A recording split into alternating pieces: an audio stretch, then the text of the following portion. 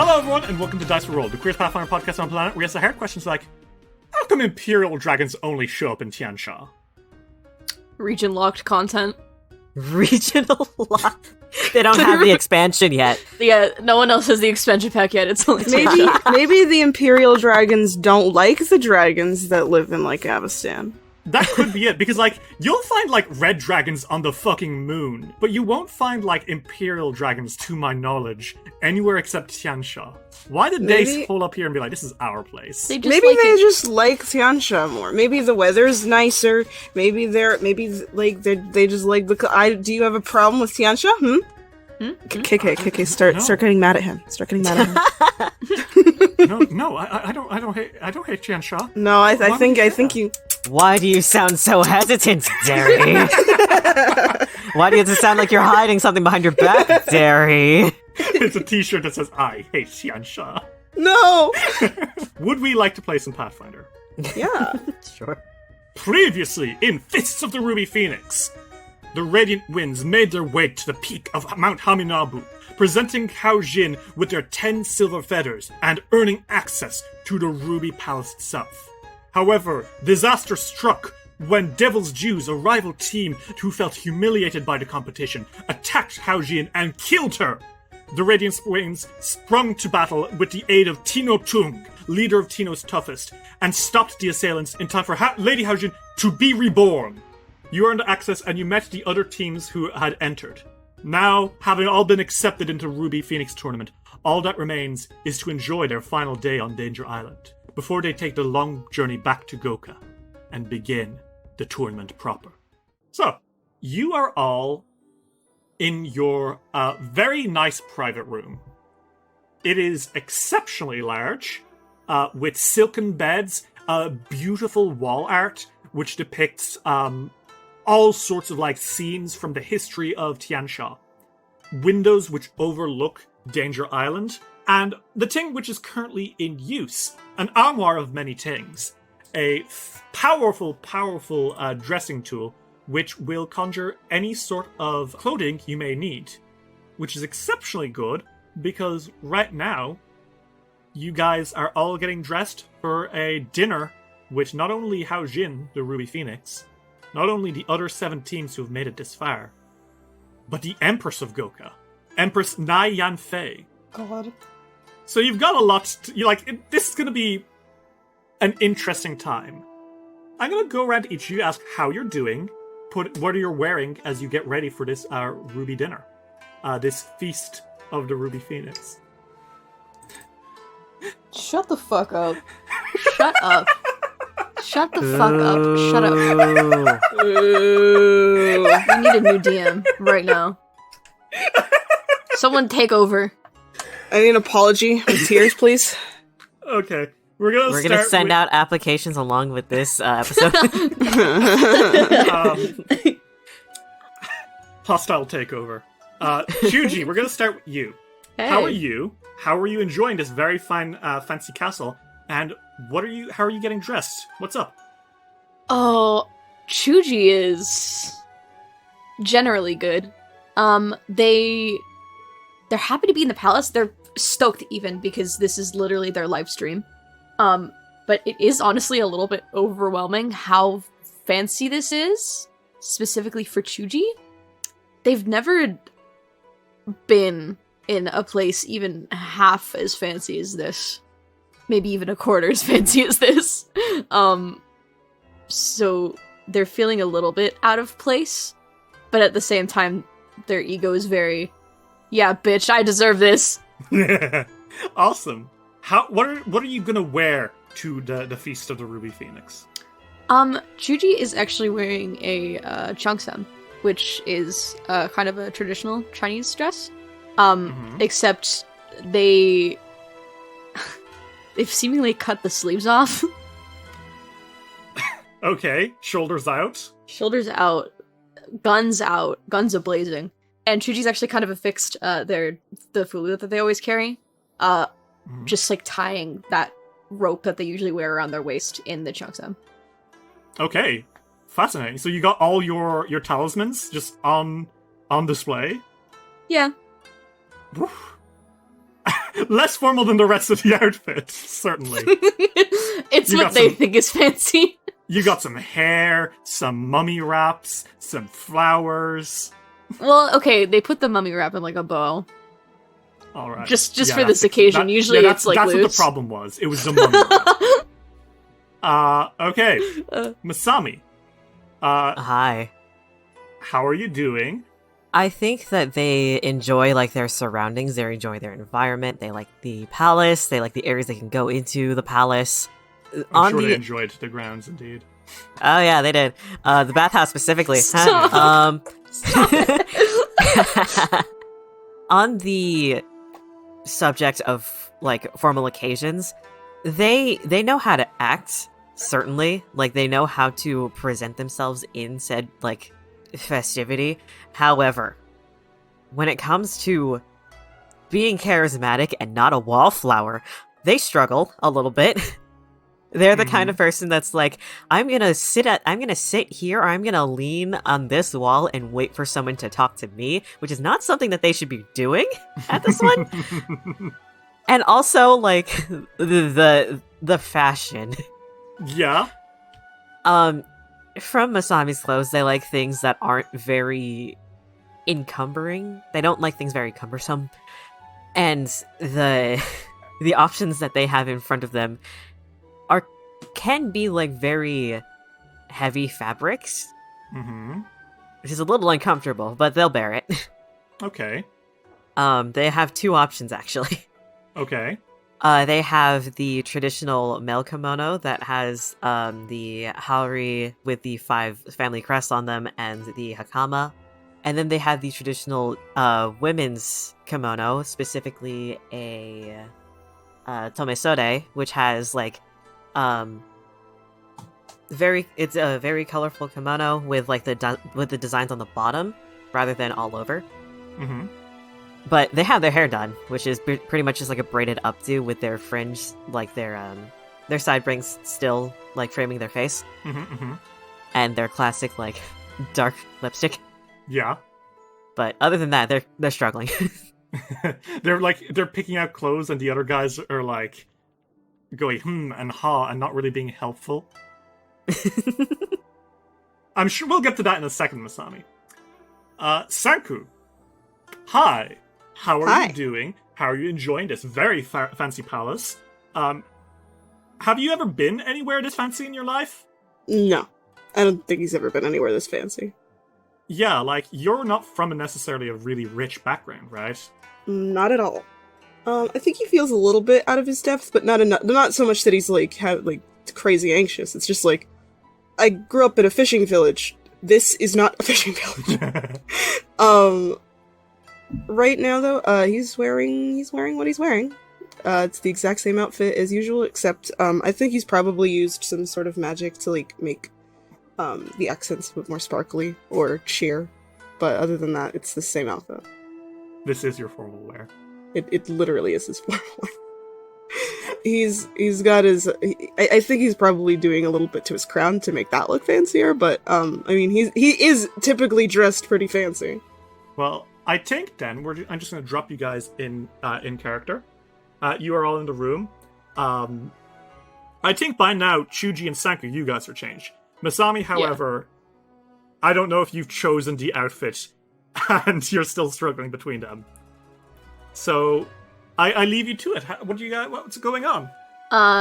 Chuji's like kind of fiddling over themselves a little bit. Like they're dressed, but they picked this outfit, but they're still very not used to wearing non-pants. Yeah, it is relatively revealing too. Yeah, it's pretty revealing. So Chuji's just kind of like just messing with the skirt of it. And they're definitely wearing flats. Oh, I know something that's different. Yeah. I think that Senku knows enough about formal events to know that he should probably be wearing pants. Oh, he's not wearing shorts? I think that it's the same type of thing that he usually wears, except it's pants. Okay. It's pants.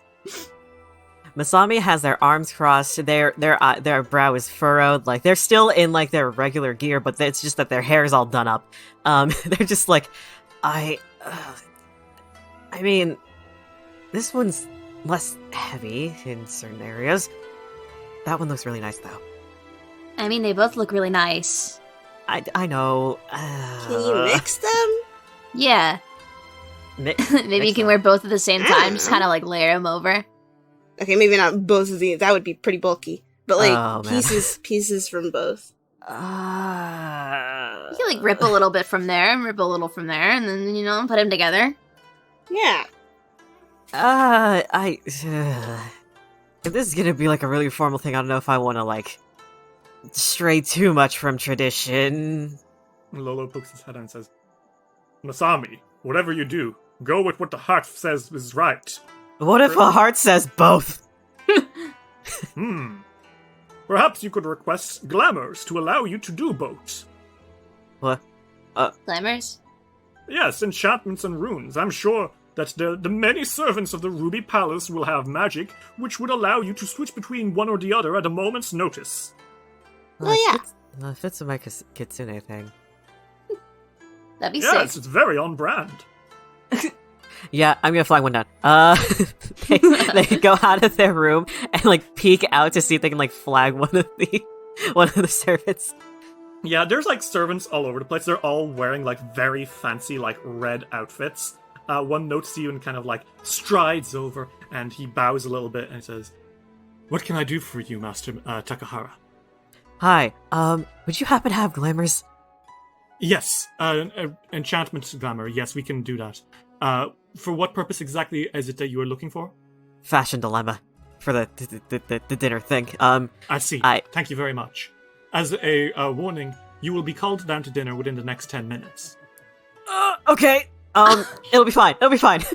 The room will be with you momentarily. Okay, thank you. And he turns and he power walks away. Like he's like strutting, like, he's fucking going. As the most dedicated NPC you've ever seen. They close the door and they're like, all right, so how much can we? Is tipping them like rude, or can I like? Because that guy was cool. Either way, we have 10 minutes. I'm just gonna Literally 2 minutes, like 2 seconds later, there's a knock on the door, and another person is like holding a cushion which has like a little like string on it, and she says, "Keep this in your pocket, and it'll do the job for you." Oh, okay. Thank you so much. You take it. She bows and then closes the door. Okay. Holy shit, these guys are good. All right, so I'm just gonna quickly go on to this one, and then they choose the traditional male one, and then they glamour the female one. Okay, cool. So now you can literally, Final Fantasy XIV style, whoosh, whoosh, between them, like, at a glance. Fuck yeah. Damn. The non-binary mood. Regardless, you guys have a few minutes before you'll have to head down to the banquet hall. Well, does it feel good to have both? Ah, definitely. Should I make What? myself sparkly, or is this enough? Be sparkly. I think that you're sparkly. That should be a good amount of sparkle, because this is a formal occasion. If you have too much sparkle, it'd be like you're at like a music festival or something. I don't want to go to a music festival. Sanku, if I may make some suggestions. I believe if this is a formal event, we're going to need to up the ante beyond what is necessary for your normal outfit. First off, I suggest perhaps some scale patterns on your cheeks. But I don't want to put Secondly, scales on my perhaps cheeks. some cap-like whiskers. You just want me to look like you. And what's wrong with looking like me? Do I not give you the air of a mighty dragon? He says, looking up at you guys, this dumb little fucking lizard with stubby legs and a chunky head. Well, yeah, but you're like old. You are pretty old. And I'm Hey, 18. why aren't you dressed up? I already look my best. That's Wait, not hold on. true. Let's put a little bow on you. Yeah, wait, No, get out of like I a little suit. refuse. There should be like a little suit in there. It has like everything, right? Come on, let's get a Oh little yes. No. We're getting a suit for you, Lolo. Let me see if they have like a Howery that's about your size. Okay, you know what? I want all of you to roll. You have 10 minutes. This is a downtime activity. I want all of you to roll. We'll say thievery to grab him and hold him still for long. You shouldn't have. I feel I've made a mistake. Do you want this to be a blind roll, or shall we have everyone see? You'll know whether you pass or not. It can be public. 25. Oh my god. I don't have very good thievery. 13. Let me check what Lolo's reflex DC is. 34. You spent the entire 10 minutes trying to grab him, but this little fucking man just keeps slithering away, being like, "No! Let go of me! Get away!" Until, like, I think the door knocks and a servant opens the door and says, "Radiant Winds, and he stops and he looks, and, like, Masami's on the bed, like, standing up, trying to grab Lolo. Sanku is, like, waving his stick around like a bat. Chuji's hopping all over the place. You all stop and slowly turn to look at the servant. Hi. Don't mind us. I'm being assaulted. That's not true. You are not being assaulted. We're trying to make him get into a suit. Well, the Ruby Banquet is about to begin. If you all like to make your way down in your own time, you may do so. And they bow and close the door, very quickly slipping back into a professional etiquette after briefly being stunned by what the fuck is going on in here. Well, look at that, Lolo. Now you don't have anything to wear for the banquet. I'm a fucking dragon. You're a fucking disgrace is what you are. Suddenly, Lolo starts feeling self-conscious. No! He wiggles into Sanku's bag. Says, wait, do they serve me food? Well, you're a member of this team, so I think so. His eyes light up. Just put the suit on me now. Oh my god. I should have led with that. What do you put on him? What do you dress Lolo in? Wait, hang on. There is okay, KK and I Googling formal Filipino wear. it is this shirt. Okay, oh god, what is it? Barong Tagalog? Barong Tagalog. Yeah. Yeah. Okay, a barong Tagalog. Oh, Tagalog. You know what? That is so cute. Mm-hmm, with slacks. I really want one of these. You give him a little one of those, sure. And he looks very dapper. And you know what? He looks smug. He looks like this was his idea now. Now why you look like that? Food, here I come. Oh How my come god. now you're excited? Would you guys like to make your way down to the banquet hall? Yeah. Yeah. Okay. You all make your way into the dining hall. Mhm. It is a large open space with windows that overlook a beautiful arena. The moon has actually just risen, and outside it is bathing the arena in moonlight. Meanwhile, inside, a little lantern shed a golden light over this mostly red dining room. And there are dozens of servants who are kind of running between tables. As you're all looking around, you can see some familiar faces. You can see that the Arms of Balance, you see Bhavana Wadagase in a beautiful, bright blue sari, beside her. Bumat, for once, isn't shirtless, and he's wearing, a beautiful, ornate kurta, which is, a formal shirt. Mm-hmm. Then kind of glancing around elsewhere, you can see that the Speakers of the Wind are all wearing, very, very colorful robes and dresses and, wraps, with a lot of red, a lot of yellow, a lot of blue, they're by far the most colorfully dressed in the room. Mm-hmm. Biting Roses from Arcadia, they're all wearing as well very traditional Arcadian outfits, mostly in white colors with dark, deep purple trims to them. Mm-hmm. The Winter's Roar group are mostly still wearing armor, but it's not like their battle armor. It's very ceremonial with leathers and scale mail. But it's clearly stuff that has been made specifically for this occasion. Over with the Steps of the Sun, they're all wearing gold. Very, intense gold kimonos. Really, showing off that Sun team very, very brightly. Mm-hmm. Our friends, I say in air quotes, from the Lightkeepers, on the other hand, are all wearing very, dark clothes, It's very formal, but, kind of got that sexy look, where you're wearing, mostly blacks. You know what I'm talking about. Yeah. And finally, Tino's toughest. Zumi and Malako are both dressed up nicely. Gig and Tino are wearing the exact same shit as always. I'm obsessed with them. Oh my.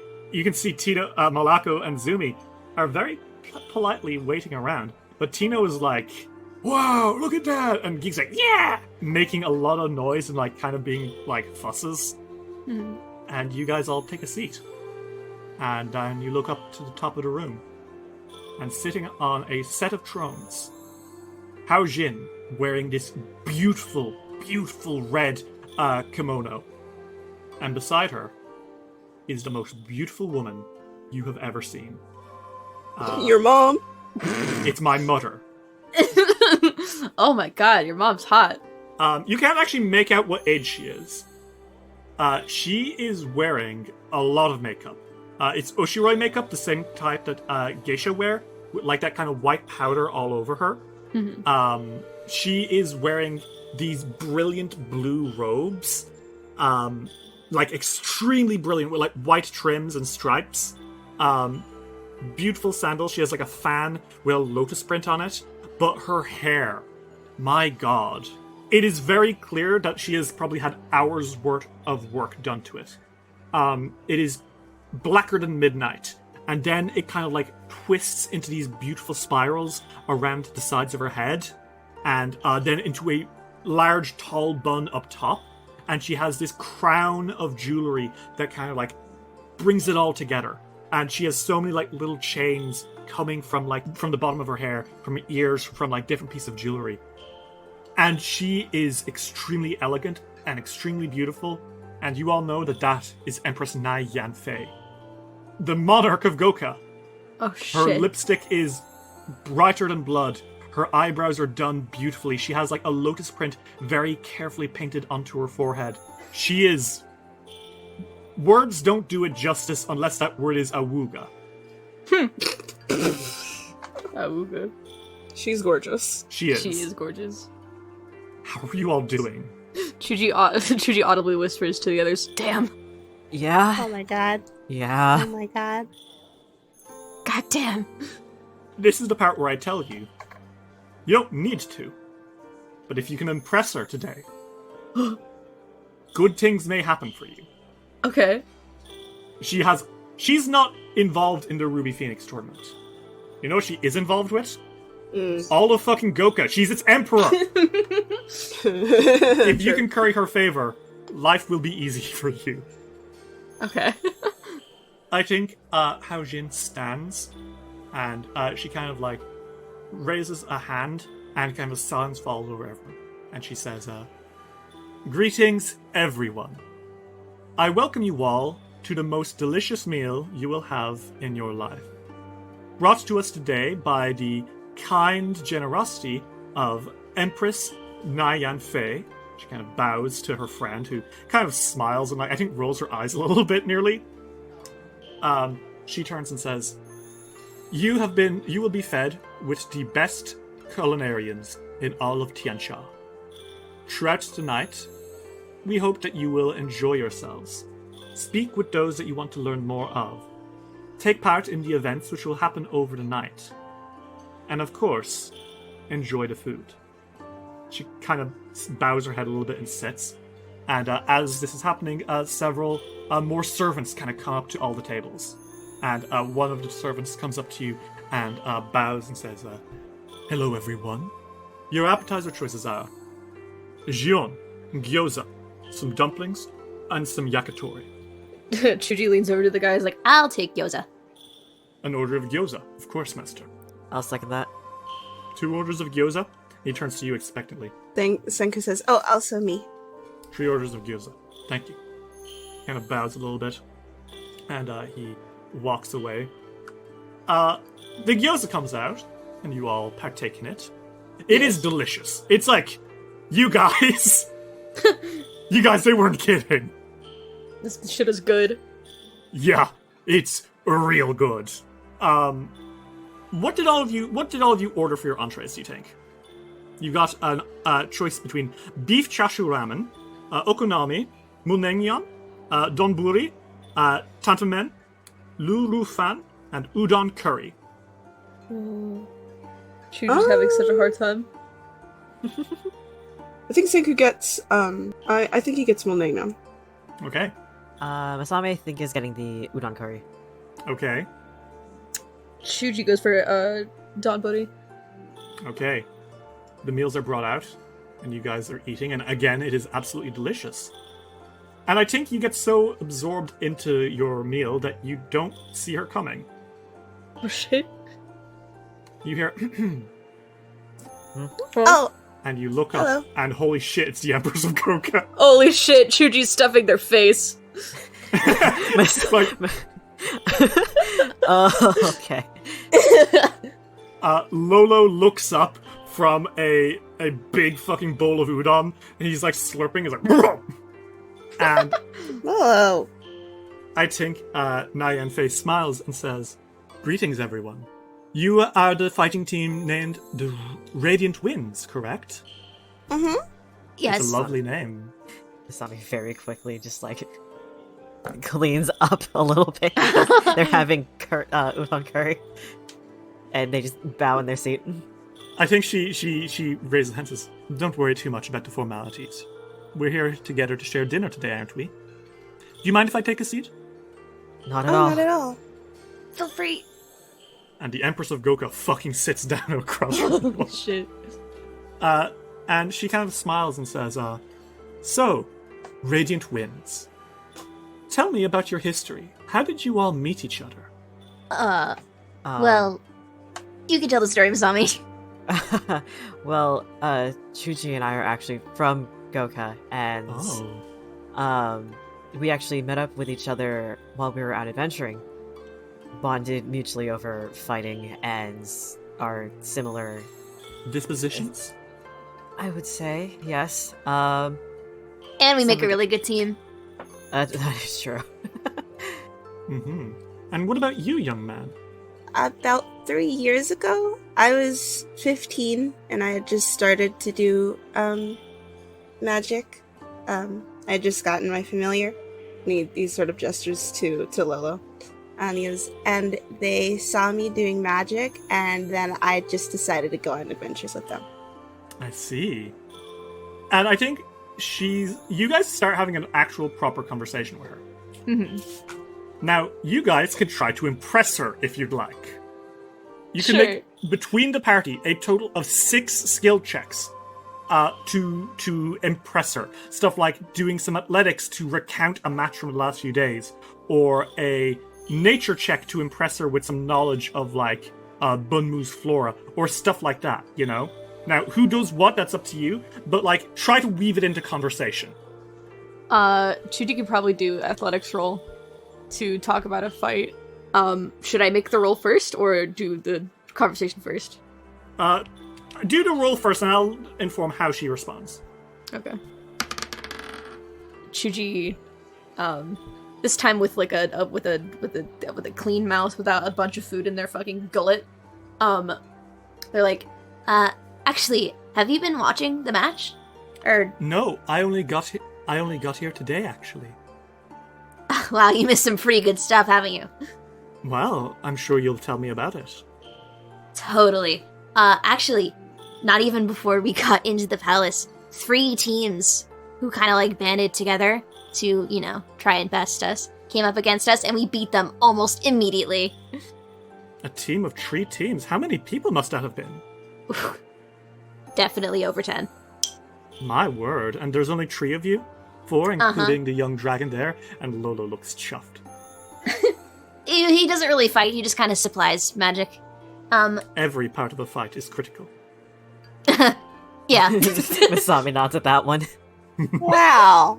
Yeah, every part of the team is critical. You. He looks so chuffed. Lolo looks more smoked than he's ever been in his life. Chuji crosses their arms. But they're like, yeah, but I set like half of them on fire. No big deal. Really? How did you do that? Are you a sorcerer of some kind? No, I'm a monk, but Oh I have my. these fist traps that I use that, if I hit real good, it's not very good news for the other person. Fascinating, I see. That is quite impressive, she says, honestly. I'm like, ooh, maybe we're doing good. Who's next? Who wants to whap her next? Come on. That's 5. man. There's 5 more. Can I do an Arcana check, but within the same vein as the Athletics check, but with their spell strike stuff? Yeah, I actually think that's good. Yeah, okay. Make me an Arcana check. Okay. And as she turns to you and says, So, here we have a monk and obviously some kind of spellcaster. I can't quite figure out your area of expertise. She looks at you, Masami. What do you do? Well, that's honestly by design. Once they end that sentence, they glamour to the other kimono. Oh, she looks delighted. And they go, Magus, Laughing Shadow Magus. I see. Yes, I would know all about the Laughing Shadow school of thought. I have a few friends in the Sixth Pillar Academy who have studied it intensely. Do you now? How many of them know partial rogue things as well? I think that catches her attention. She's like, do tell. Well, my weaponry I consider myself a bit of a weapons specialist. I wouldn't say weapons master all that much.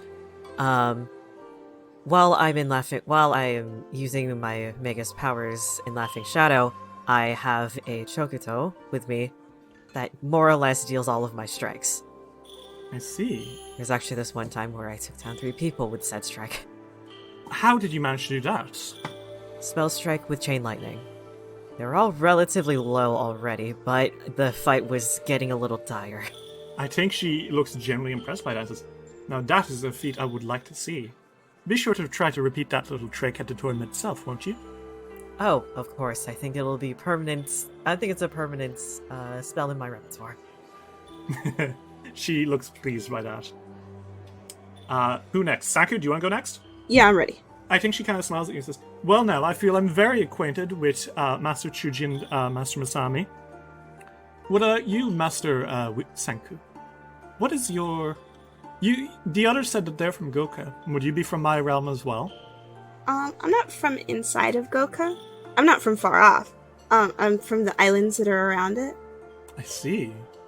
I grew up in a fishing village, actually, which is more rural setting, I think, to what I've seen in Goka.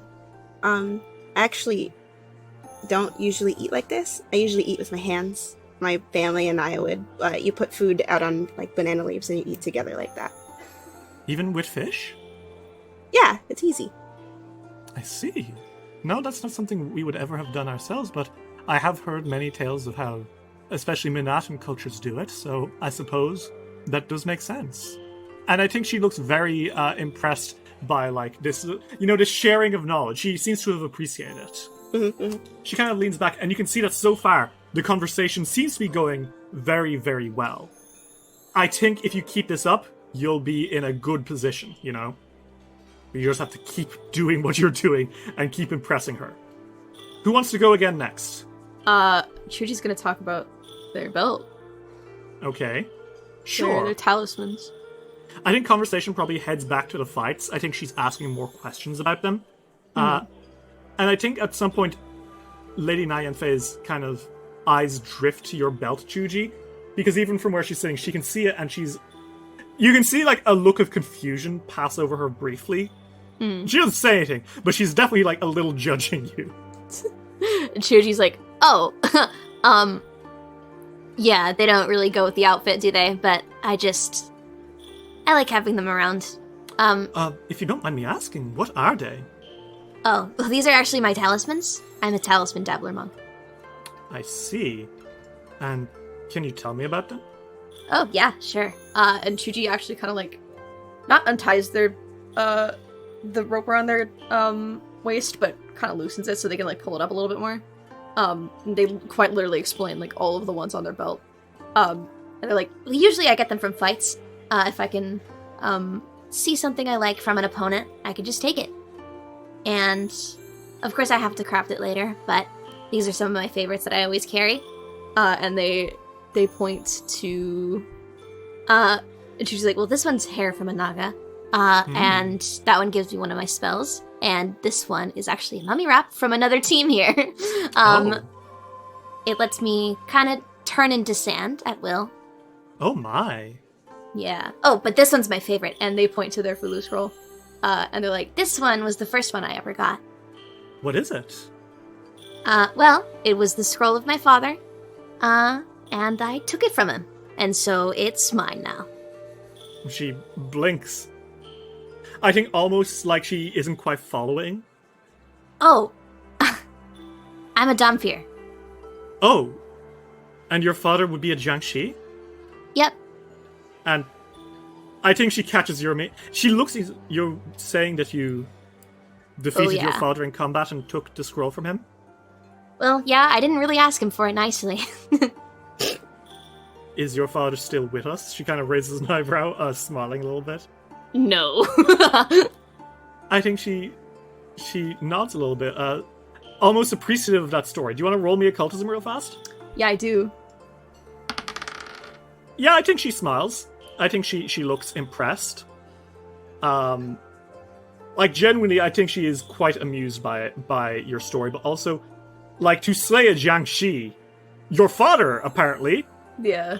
Chuji killed their Jiangxi dad, took his Fulu scroll, and was like, well, now I'm just going to start collecting these. I think that sheds a light on on all of this a little more, and she is very impressed. Mm-hmm. You can tell conversation is slowly nearing an end, so if you have anything you want, like, impress her with, you gotta. Well, she seemed pretty impressed with the rogue archetype that Masami has, so I think they're just gonna go off of that a little bit. Because they talked about their Chokoto and their spells tracks, they didn't really talk about their rogue stuff, or how they mastered their rogue abilities. Okay, so do you want to hit her with that while... Because like, she's just fresh off the tail of talking about how Chuji got so good, so I think that's an easy way to hop in and like, well, this is how I trained. Mm-hmm. I think as Chuji's finishing, they kind of chuckle to themselves and go, I guess we both kind of had something. I guess we both kind of learned something from our dads, though on completely different opposite ends of the spectrum. Oh yes? She looks at you, excited to hear another little tale. Well, I talked about my Magus abilities, but not exactly my rogue abilities. I see. Well, I'm sure you're going to tell me now. My father didn't exactly train me in rogue abilities, considering he's more of a monk type. But through his rigorous training, I was able to master it myself. Twin combo blades. I mostly go for twin feints. I see. And how do you use that in combat? How does it aid and affect you? I'm sure you wouldn't just do it if it were a flashy trick. No, you would be correct. Well, if I were fighting alone, or if the other two were preoccupied, I would use my twin comma to feint an opponent, make them lose their balance in a way for me to completely discard them and drop them, and strike them with a spell strike. I think she is smiling. Says, well, those are all techniques I'm very familiar with. Do you see the man in yellow? And I think you kind of glance into, like, the shadows, and not too far from you did not notice them until now, there's, like, some men wearing, like, really ornate yellow outfits, serious-looking faces, robes that kind of, like, stop just above the ankle, and then a short sword, which is, like, split down the middle. And she gestures it down and says, do you see those men? Those are my butterfly blades, my personal bodyguards, all of whom are very adept in the exact same fighting styles you just mentioned. I see. I do wonder if you'd be able to keep up with them in a fight. She kind of smiles. Well, if they're your personal bodyguards, I would probably have a challenge on me, but I would like to try. In fair combat, not in an I'm actually going to attack them kind of way. Masami, all combat is fair. I think she kind of, like, smiles coyly at that. Do you want to make me an acrobatics check? Yeah. Holy shit! That's a high roll. She really liked you there. Lastly, I think she turns to you, Sanku, and says, and you, boy. I've heard now extensively about how your companions fight, but not so much about you. Does it have something to do with the young dragon you have? And again, when she calls him young, Lolo looks even more chuffed. God. Yeah, he's my familiar, because I'm a witch, but he's also my patron. Okay. What skill are you going to be doing with this? Dragon lore. Dragon lore, thank you very much. Okay, fascinating, sure. Well, give her this little conversation. Tell her about how you and Lolo met. Mm-hmm. Well, one day when I was still really young, so I live in a fishing village, so I live very, very close to the sea, which is good because I'm an Undyne.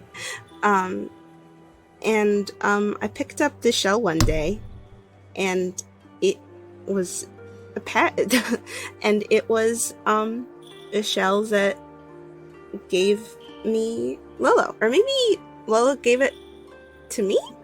I think he kind of crawls down your shoulders. That shell was one that I buried. Oh my goodness, you can talk. Yes, I can talk quite well, even. That shell was one that I had buried in the sand millennia ago, knowing that one day I would be reawoken from my 1,000-year slumber by my rightful heir. For you see, aeons ago, the celestial dragon. The celestial dragon? Yes, that celestial dragon! The big one with the powers who flies over the night sky of Tian Xia. I was a ruler of a chain of islands of what would one day become Minata, and then the celestial dragon and I had an argument over who was mightier, the sea or the sky. He cheated and had me turned into this minuscule form, and I was locked away for thousands of years, but not before I left the shell, knowing that one day one of the many children who I had helped raise, their children's children would raise a hero who would be willing to be taken on and become my witch prince of the sea.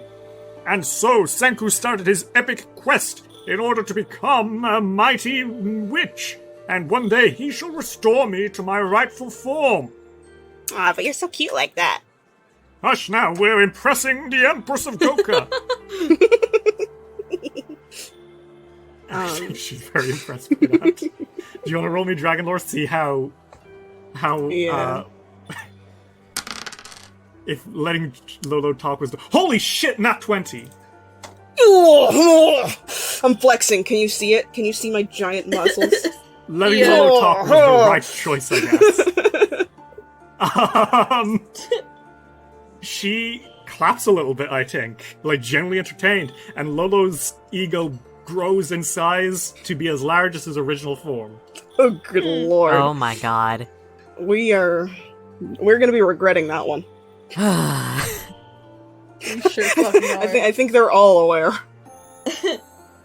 I think she smiles and says, well, I have to say I'm very impressed. All three of you have spoken very well.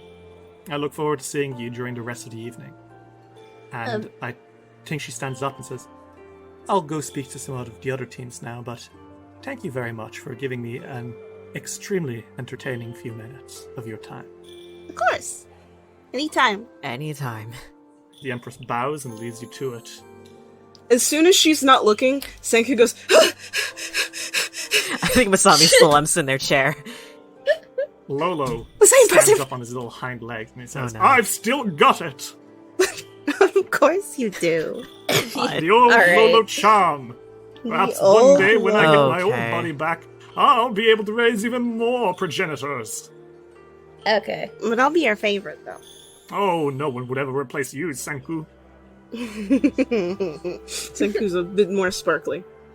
Oh. How are you guys doing? Well, I'm great. Senku is, I think his heart's pounding out of his chest. Yeah, Chuji too. I think Masami is just very, very politely eating and not thinking about it. from a little while away you see Tino waving and grinning like, yeah, well done, guys. Senku gives a weak thumbs up and he's smiling. Your dinner continues for a while, but eventually the plates are cleared. You've all managed to have a lovely time. And just as all the tables are being cleared, Haojin kind of stands up, and she says, everyone, I wish to advise you that the night shall now be marked by several more activities. And the entertainment of said events will be, of course, the 8 finalists, or at least any of you who volunteer to take part in these matches. Masami blinks. Matches? And she smiles coyly, because I think everyone has a similar reaction. Some of them more nervous, some of them very like, oh fuck yes. Yeah. Chuji's excited. And she says, if you're all ready, and she raises a hand, and the room around you starts to shift. like Doctor Strange style. Furniture starts to move, walls start to fall away and expand and be replaced, flipping around. The whole room is reassembled with just a flick of her hand. And you all find yourselves now sitting not at tables, but in seats of a magnificent arena. Stone statues of dragons kind of like curl up from the backs of behind you all. And there are like red ruby tents which cover the seats that you're all in, like kind of in patches. The arena itself is this like large circular area, and in the middle is a giant stone platform, which is kind of like standing up from the middle of a pool of water. There are 2 walkways that lead up to that stone platform, and there's a doorway which could allow people to enter. Hao Jin and Nian Fei kind of sit on twin thrones at the head of the arena, and Hao Jin speaks in a booming voice, and she says, "And now, everyone, we shall see your strength in person. We have several exhibition matches ready. 3 matches. We ask for volunteers for each of them. The first match will be against some of the finest fighters in Tian Xia. Who shall stand up and put yourselves into the ring?" So, you guys have a choice now. Mm-hmm. The more fights you do, the more you can impress everyone. However, you'll also be doing fights. Yeah. You can either sit down, watch, figure out more about the other teams, or take part yourself. Mm-hmm. Chuji looks like they're going to hop out of their seat at any second. Lolo says, Master Chuji, remember, perhaps we should choose our fights wisely. Oh, fine. What do you guys think? The thing is, going first is almost always a disadvantage. That's true. Fuck. Think about it like this. We would be showcasing some of our moves, and those moves would definitely be notated by the rest of the teams. Regardless of what we do, that is going to happen, but at the same time, if we want to keep fighting, we're gonna be at a disadvantage as, like, the more we go. Mm-hmm. I would wait to see if there are any other teams that want to volunteer for this, especially if those teams are ones that we haven't fought yet. Because you have to realize, we haven't fought most of these teams either. That's true. Can we fight at least once? We can fight once. I will promise you, we will fight once. Oh yeah, of course. I do want to step in, but at the same time, we shouldn't wait. We shouldn't jump the gun, but we also shouldn't wait too long. We could go second. I'd like that. Hey, Jerry. Mm-hmm. Are they still all in their fancy clothes? Oh, yes. Fuck yes! Yes! So you guys aren't going ahead with this first fight? Yeah. I Okay. think Senku's like, I wish I was wearing shorts right now. I think another team puts up their hand. And striding onto the arena are 3 Azamar. Oh shit. Jun Xiu, the beautiful musician. Halsman the Stone, the beast trainer. And Liang Shen, the captain and the battle dancer, step onto the arena. Bowing towards Hao Jin, Liang Shen says, "Lady Hao Jin, Steps of the Sun accepts your challenge." And I think Hao Jin kind of nods and smiles and says, "And so, Steps of the Sun, you will all be faced against some of the greatest fighters of Goka."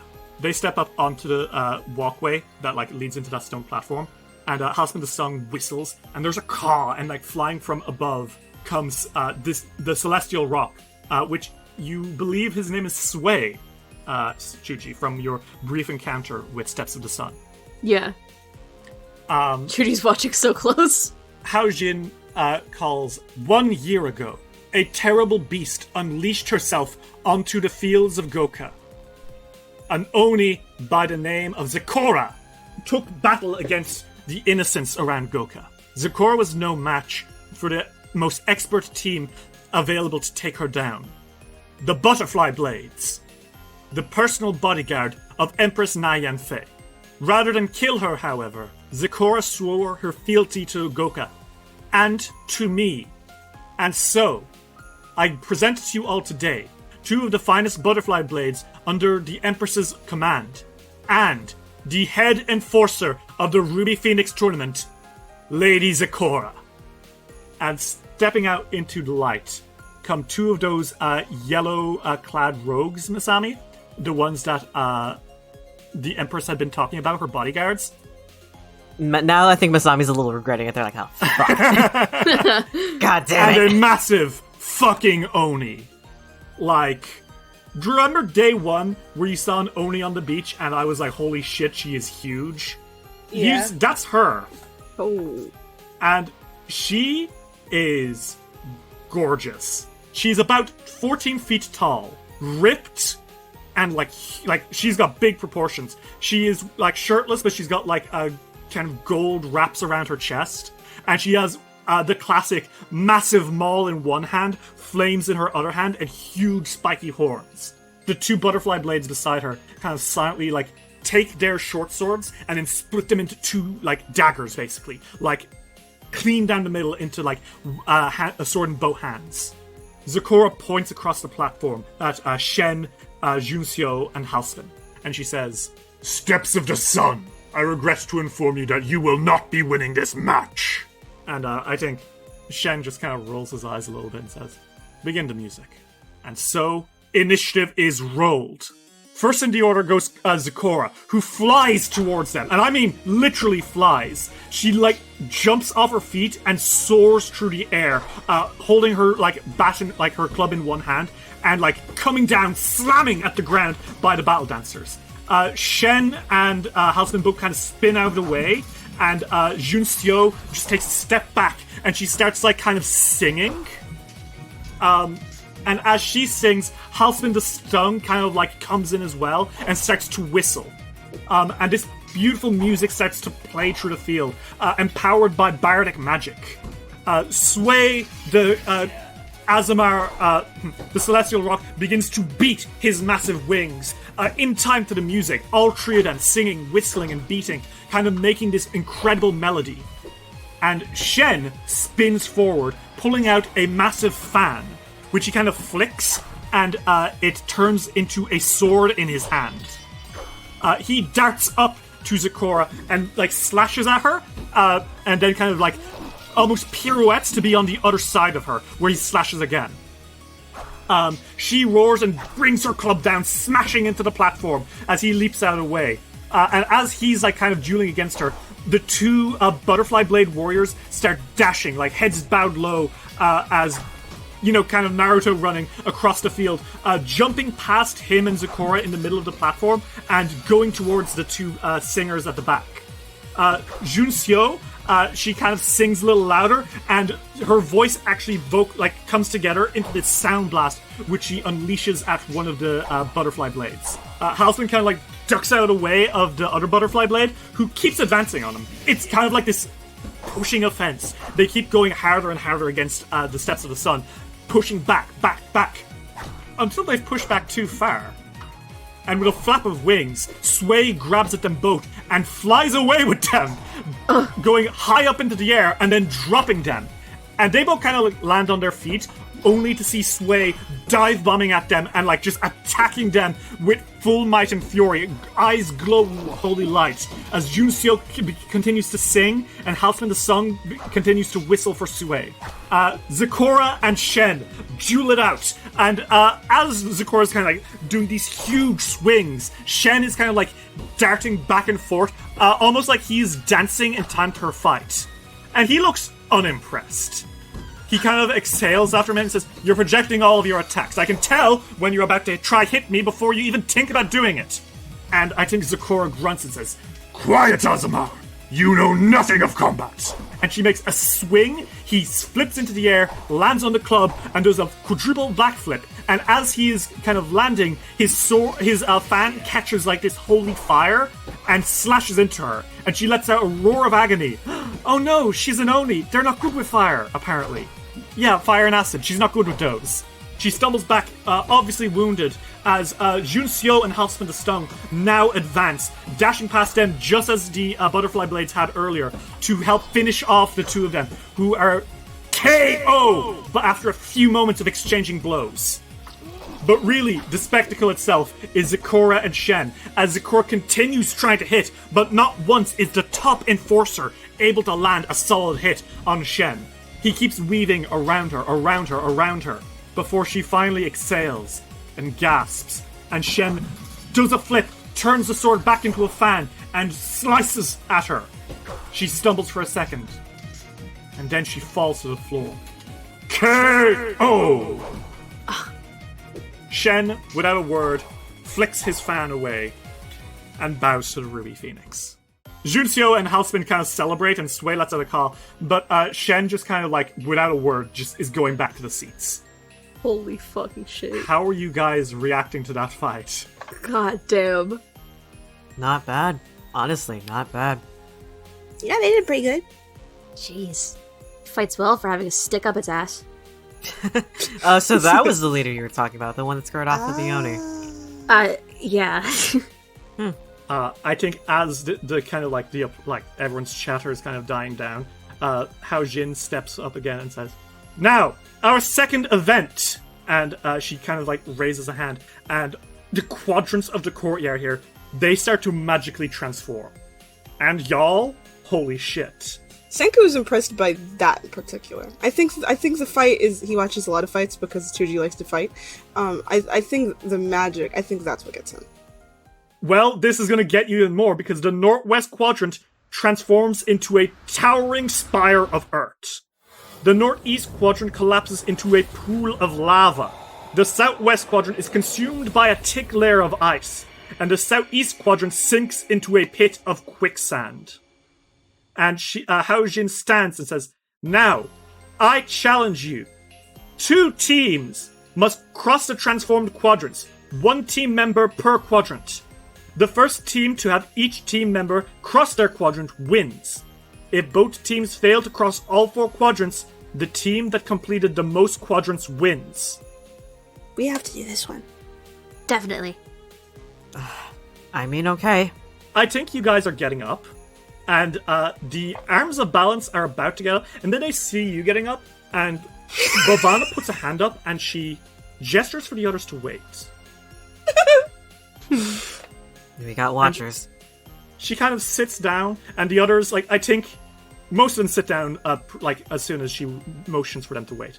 Raunak de Venera, he looks cranky. He tries to argue, like, no, it's an elemental thing, come on, guys! But she just gestures to wait. Speaker Ayuwari of the Speakers to the Wind, who, like, kind of clears his throat and says, "Lady Hao Jin, I nominate 4 of my students. Aquila Stormhield, Nala the Reed, Ovak, and Netir." And the ones who have been nominated kind of excitedly step forward, and Hao Jin looks at you guys and says, "And your 4th member?" Hey, Lolo. He looks at you a little stunned. Get over here, teammate. Yeah, you count as 4. You can Yeah. fly! "I trust this won't end poorly for me." Hao Jin says, "Teams, choose your quadrants."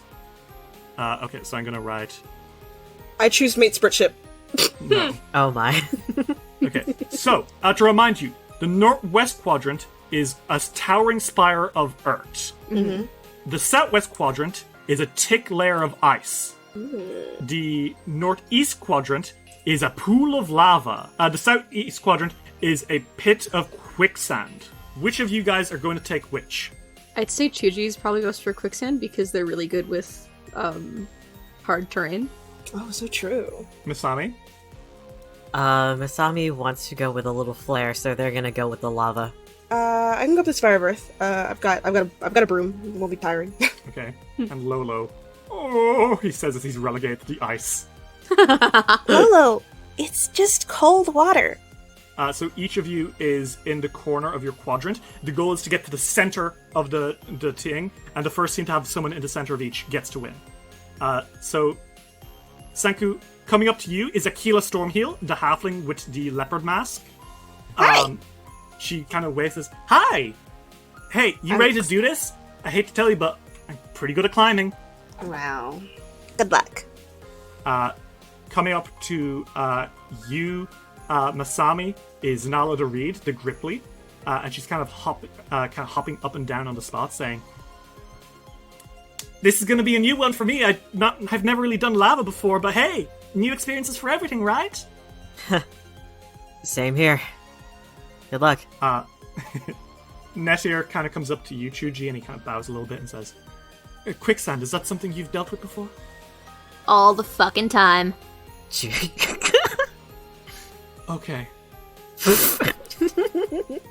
And Ovark makes his way over to Lolo, and he's just, oh my god, you're a little dragon, this is so cool! And he's like, yes, young boy, I am a dragon. Oh my. Oh, it's cold. The Ruby Phoenix holds up a hand and says, now, adventurers, let this challenge begin! And she kind of drops a hand out, and the Phoenix challenge starts. I want everyone to roll initiative. Dice will return after these messages. We now return to Dice will roll. Alright. Start that encounter. Alright. 33. Damn, Oh my bitch. god. I rolled a nat 20. Oh shit. That's 2 nat 20s today, isn't it? Yeah, it is. Guys, I think I'm kind of cool. What did I Okay. roll? I can't see it. You got a 43, Chuji. Damn. Which is also a nat 20. Oh! What the fuck? Oh! Hey! Wow, you I guys are high-five raring you. to go. Oh yeah. Oh yeah. And they all rolled really high too, damn. Except for dear Damn. sweet Nala, who rolled a nat 1, Oh unfortunately. no. Damn. So, top of the order, Chuji. You got a nat 20, and you are standing in the quadrant of quicksand. So crossing the pit is a delicate process. To get through this, you're going to need to succeed at a DC 37 acrobatics check to balance across the thick parts of the pit that can support your weight. If you fail, you're going to need to swim the rest of the way, which is doable, but it's going to be thick, you know? It is a 50-foot pool. So instead of that, Derry, Chuji's gonna cast sand form. What? They can literally turn into sand, and it has a fly speed. Alright. They literally spin into like a sandy little tornado and fly to the Cheater, pumpkin eater. I don't... Is that fair? Yes, it's a spell that I know. Chuji has. They have the mummy wrap. I know. Fine. I mean, hey, if Senku can go on a broom, I don't... then I can gaseous form. Sure. I agree with Ritz. Sure, you cast Yeah. gaseous form. And you have a fly speed. You son of a gun. I go as far as I can towards the middle. So that's 2 actions, and what is your speed? Oh, okay, damn it. I only get a speed of 10 feet. Maybe this isn't a good idea. Well, it means you don't have to roll any checks. That's and true. you would get 20 feet ahead out of 50. And the next turn I could do 30, right? Yes, that's right. But you have to make sure that Nettier doesn't get there first. A cloud of dust explodes from around you, and you start dashing that way. And you hear Nettier go, almost taken aback by this. You are 20 feet out of 30 there. So, you're doing good. But let's see if you can make it the whole way there. Sanku, it is your turn now. You stand at the base of a spire to heaven. It is a rocky spire that rises 50 feet into the air. To climb it, you'll need to make athletics checks. But what if I flew though? Snake. What if I flew directly up though? What if I did that though? Like what if I did started doing that? Describe this for me. What happens? I think that Senku sort of twirls their staff, and sits on it. The saddle style that he's been doing, and I think that he goes, well, good luck, and he shoots straight up into the air. Okay, and you get to fly. Oh my God! Wait. 25 feet. Yeah, but when it's a mount, you can give it 1 action command to do 2 actions, only to move your speed. 50 feet. Sanku, you smile, sit on the staff, and just dash up, and you are on top of the thing immediately. I think that I'm retroactively making the decision that when he flies, there's a trail of bubbles. Thank you. Okay. She looks up at the stream of bubbles and says, what? And It's fair! He shouts down. You get to the top, and a crackle of fireworks goes off, and the spot, like the whole quadrant, turns light turquoise. And Hao Jin says, "Sanku, Witch Prince of the Sea, has reached his destination." You can hear us giggling. Masami, I think, looks over from their quadrant like, wait, what? Aquila Stormheel looks up at you, and like she had her mask in her hand. She looked like she was going to do something cool. There was going to be some cool mechanics here, like climbing up the tower, and boulders would fall every round, and someone would get knocked down, and she could turn into a panther, so she could like, climb up real good. She's just looking up, completely stunned. And that is the end of her turn, I'm afraid. Sorry. And I think Netir looks and says, "Well, if we're going to do it this way, then I'm afraid I've already won." Huh? And Netir spins his hands a little bit. And a door opens up beneath him. No way. And he eventually goes across. Are you fucking serious? Oh my god. And he stands at the edge of the quicksand. And he bows. You bitch! And fireworks go off. And Haojin says, "And Netir has reached his destination!" Should you kind of get there, turn back into your Dampier form. And he smiles sheepishly and says, I guess you did magic as well. You piece of shit. I'm very sorry. Oh, I'm sure you are. I have to impress my lecturer. I'm sorry. Oh. Teacher's pet. He looks embarrassed. Off in the ice quadrant, it is Ovark's turn. This large pool of ice is particularly thin in certain areas. A character can attempt to cross the width of the pool, which is about 50 feet. Attempts to move across without checking the thickness of the ice is a dangerous prospect. Without inspecting the ice, there is a 50% chance that a given square is thin ice and the character will fall true. I don't think Ovark is necessarily paying attention to that. I think he is excited, he's ready to go, and he's just going to rush past. So he's going to use all 3 of his actions to run. 10 squares he has to pass through. First square. He passes through it. Second square. He passes through it. He's running. That's 10 feet into the 50 feet. Fuck. 15 feet in. He's running and... He falls into the water with a splash as it breaks. And he goes... As he falls in, he immediately takes 4d8 cold damage and becomes drained 1. So that's 15 damage and he is drained. Sharpscale, his dragon familiar, kind of like flaps his wings and over. Yeah, I know. 1 second. That was his first action, and he fell in. His second action, he pulls himself out, and he continues to run. 20 feet in, 30 feet in, 40 feet in. He falls in the ice. Oh, he was literally just about to get to the end, too. That's 14 more damage, and he is drained 2. And you can see him splashing around in the ice, all anxious-like. Next in the order is actually Lolo. And he looks and he's like, "Ha-ha! That'll show you, my friend. Always look before you leap." And I think Lolo makes a perception check. And he rolls a 38, which is a success. He kind of like sees the thin parts of the ice as and he's going to just run as fast as he can over each of these.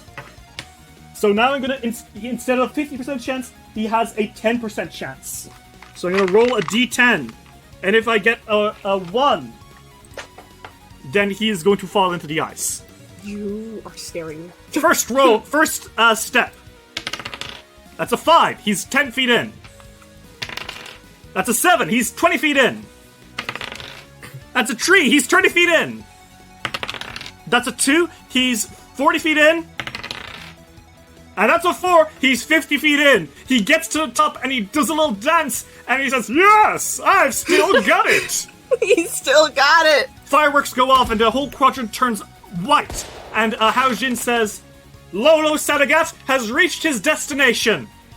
And now, Masami, it is your turn. You are at a lava pool. Large stepping stones float across the surface of the lava pool. The flowing lava causes these stepping stones to sink and bob constantly, making it difficult to keep track of them. To cross the pool, you must seek and then you must roll perception to seek, and then make a athletics check to leap to the next stone 10 feet away. Every round at the beginning of your turn, you'll take 46 fire damage if you can make me a fortitude save. So, Derry, I also have time jump. Excellent. Okay. Well, Masami, first off, maybe not fortitude save. Let's see if you can withstand the heat. Ooh. That's a 29. Unfortunately, Masami, that's going to be 46 fire damage, and you are enfeebled 1. This is really fucking hot. So you take 12 damage, and you become enfeebled. You have time jump, so in one action you can leap twice, right? Yep. Okay, well, make me that athletics check to leap. 35. Time slows down around you, and you leap forward. Do it again. 1733. That'll do it again. Okay, Masami, you hop.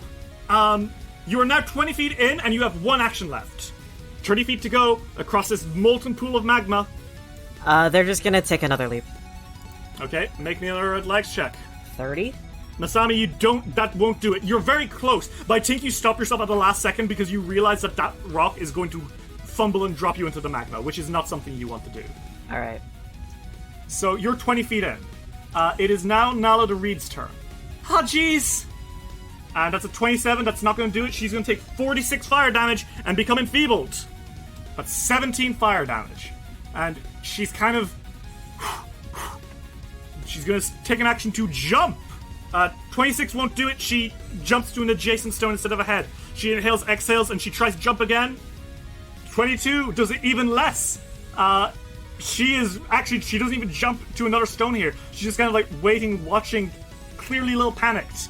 And then lastly, at 37, that'll do it. She hops forward 1 step. So she's 10 feet in, you're 20 feet in, Masami. Masami, by now, everyone else has already gotten there, so it's on you again. Make me another fortitude save. 34. Yeah, okay, that'll be fine. You're only going to take half damage, and you are not enfeebled again. That's 10 damage. Alright. 30 feet away from the finish line. What do you do, Masami? They are going to Arcane Cascade. Okay. I'm going somewhere with this. Alright. Okay, and this would be... you're unarmed right now, right? Yes. Okay, so this is a bludgeoning arcane cascade. You got that gravity effect kind of around you, which is, I think, making the lava around the rock you're on ripple. What do you do? They're going to take another leap. Okay. That's a 41. Holy shit! Yeah, you leap easy. Okay, 20 feet left, 30 feet gone. You got 1 action left, right? Yeah, they're gonna... Flare. With the last 10 feet, they're going to use Dimensional Assault. They quick draw a Shuriken and Dimensional Assault. Okay. Onto the onto, like, the other side. Oh my god, okay.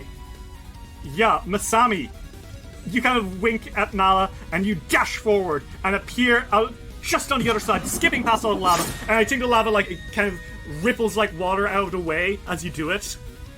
And you stand on the platform, and Nala lets a ha! And Haojin says, Masami Takahara has reached their destination.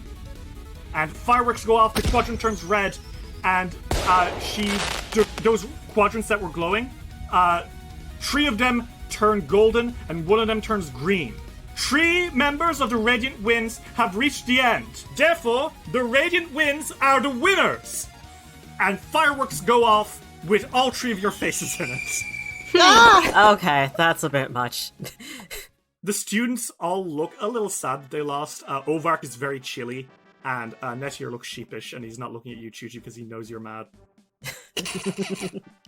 I think, as they're all kind of like reconvening, Akila says, I really was more expecting a test of strength, but I suppose I shouldn't be surprised. And Ovark shivers and says, yeah, I guess you guys got lucky? Well, I mean, the best advice I have ever gotten was, in fights, it's not always about strength. You always have to be a little cunning as well. I think all of them kind of mumble to each other, like, yeah, I guess.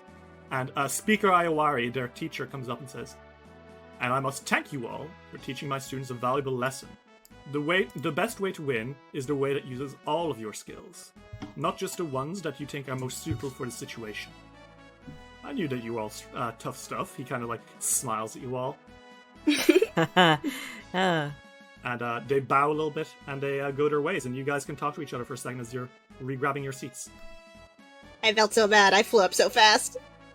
Are you all right, Chuji? You seem sour. I'm sure there will be other ways, other events that we can win, right? Whatever, I don't need a consolation. You guys make your way back to your seat. And as you're going, I think you catch the eyes of the Arms of Balance. And Bhavana nods at you all, kind of like, yeah, I knew you guys were good.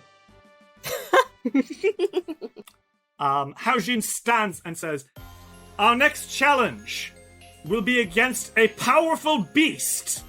And she raises her hand and she dispels the ruby challenge, but then the ground kind of cracks and fissures with like magma starts to spew kind of around the arena. And she says, who will volunteer to take on such a creature? You want to do it, Chuji? Yes. Okay. Chuji stands up. All right. You'll be alright, Masami. You guys immediately stand up. I think Haojin raises a hand and says, and returning to the field are the Radiant Winds. And I think Nyan Fei actually looks kind of impressed by this. I don't think she was expecting you guys to stand up after just having gone through a victory already. And I think that has definitely earned her attention. You kind of look around at the rest of the teams as they watch you. Some of them cheer, like Tino. You actually see the Lightkeepers are discussing quietly and giving you guys a strange look. You're not really sure what that's about. Fighters! On my travels through Galarian, I have encountered many creatures, both of extreme good and extreme evil, but none have caught my attention so much as the one I present to you today. I give you Iagara, the ancient underworld dragon! And as she raises a hand, something happens that I think catches all of your attention immediately. She casts a spell, but it's a spell that you recognize. A hole opens in reality. Oh my god, it was her. With an orange kind of spark of electricity circling around the edge. And emerging from this very familiar portal comes a creature. Long and serpentine, with fur around its neck, sharp fangs, long whiskers, and black scales and glowing red eyes. Comes an imperial dragon. An underworld dragon, with the power of fire at its side. Iagara shakes his head a little bit and snarls and looks down at you all and kind of snorts out some embers and says, and these are those who I must face today? You shall be an easy target. And everyone, I want you all to roll initiative against a fucking Chinese dragon. 42. 24. 25. Iagara, the ancient underworld dragon, rolled a 32 on initiative, which puts in second place after you, Shuji. Holy shit, that's a big dragon. Goddamn. I think you know about underworld dragons. These are like the wicked imperial dragons. Like, they are scary stuff. And you can see the heat around him, like, in the air around him is crackling. What do? Shuji is going to immediately, for free, enter Stoked Flame Stance. Okay. As their first action, they're going to run up to the dragon. It's going to be literally their speed. They can get up there in one action. Okay. Immediately, I need you to make me a will save as you approach this thing. Okay. 31. A 31. You're good.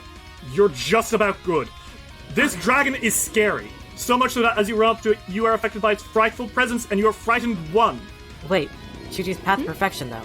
Oh, shit! Okay, yeah, because you succeed, that's a critical success! Chuji, you're not afraid of this dragon! Yeah, Chuji don't give a shit! Chuji does not give a fuck. You've trained yourself not to be scared! You're good! Chuji is not afraid of this thing because they are much more afraid of how everyone thinks of them right now. Okay, so Chuji has 2 actions. So Chuji, just like Chuji, I did not think about this. I think that Chuji's going to Old Reliable and 1-inch punch in 2 actions. Okay, go for it. Punch this dragon. Maybe I will. 41. 41 is gonna be a hit. Roll damage. Nice. So it's going to be 31 damage to the dragon. Very, very nice, Chuji. You punch into this dragon, he pushes his head back a little bit, and he snarls, puny mortal. You dare challenge Iagara, Minister of Hell? What, are you scared? I think, as you're taunting him, Chuji, you see over Iagara's shoulder in the audience, the Winter's Roar, the Viking team, they seem particularly impressed by you taunting this dragon.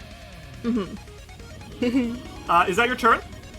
Yeah, Chuji just Okay. kind of like blows a raspberry at him, and that's it. Oh wait, Chuji, holy shit! You dropped into 169 HP! Give me that hero point! Take a hero point! Yeah, baby! Okay. So, Chuji, that is your turn. Now I need you to make me a fortitude save. Ooh, it's gonna be 41. 41, you're good. You are not fatigued by the heat coming off of this thing. Chuji's used to it. How hot they are. Yeah. Okay. There's their fist. It is now Iagara's turn. And Iagara roars. He pulls his head back, and he conjures up a ball of magma in his throat.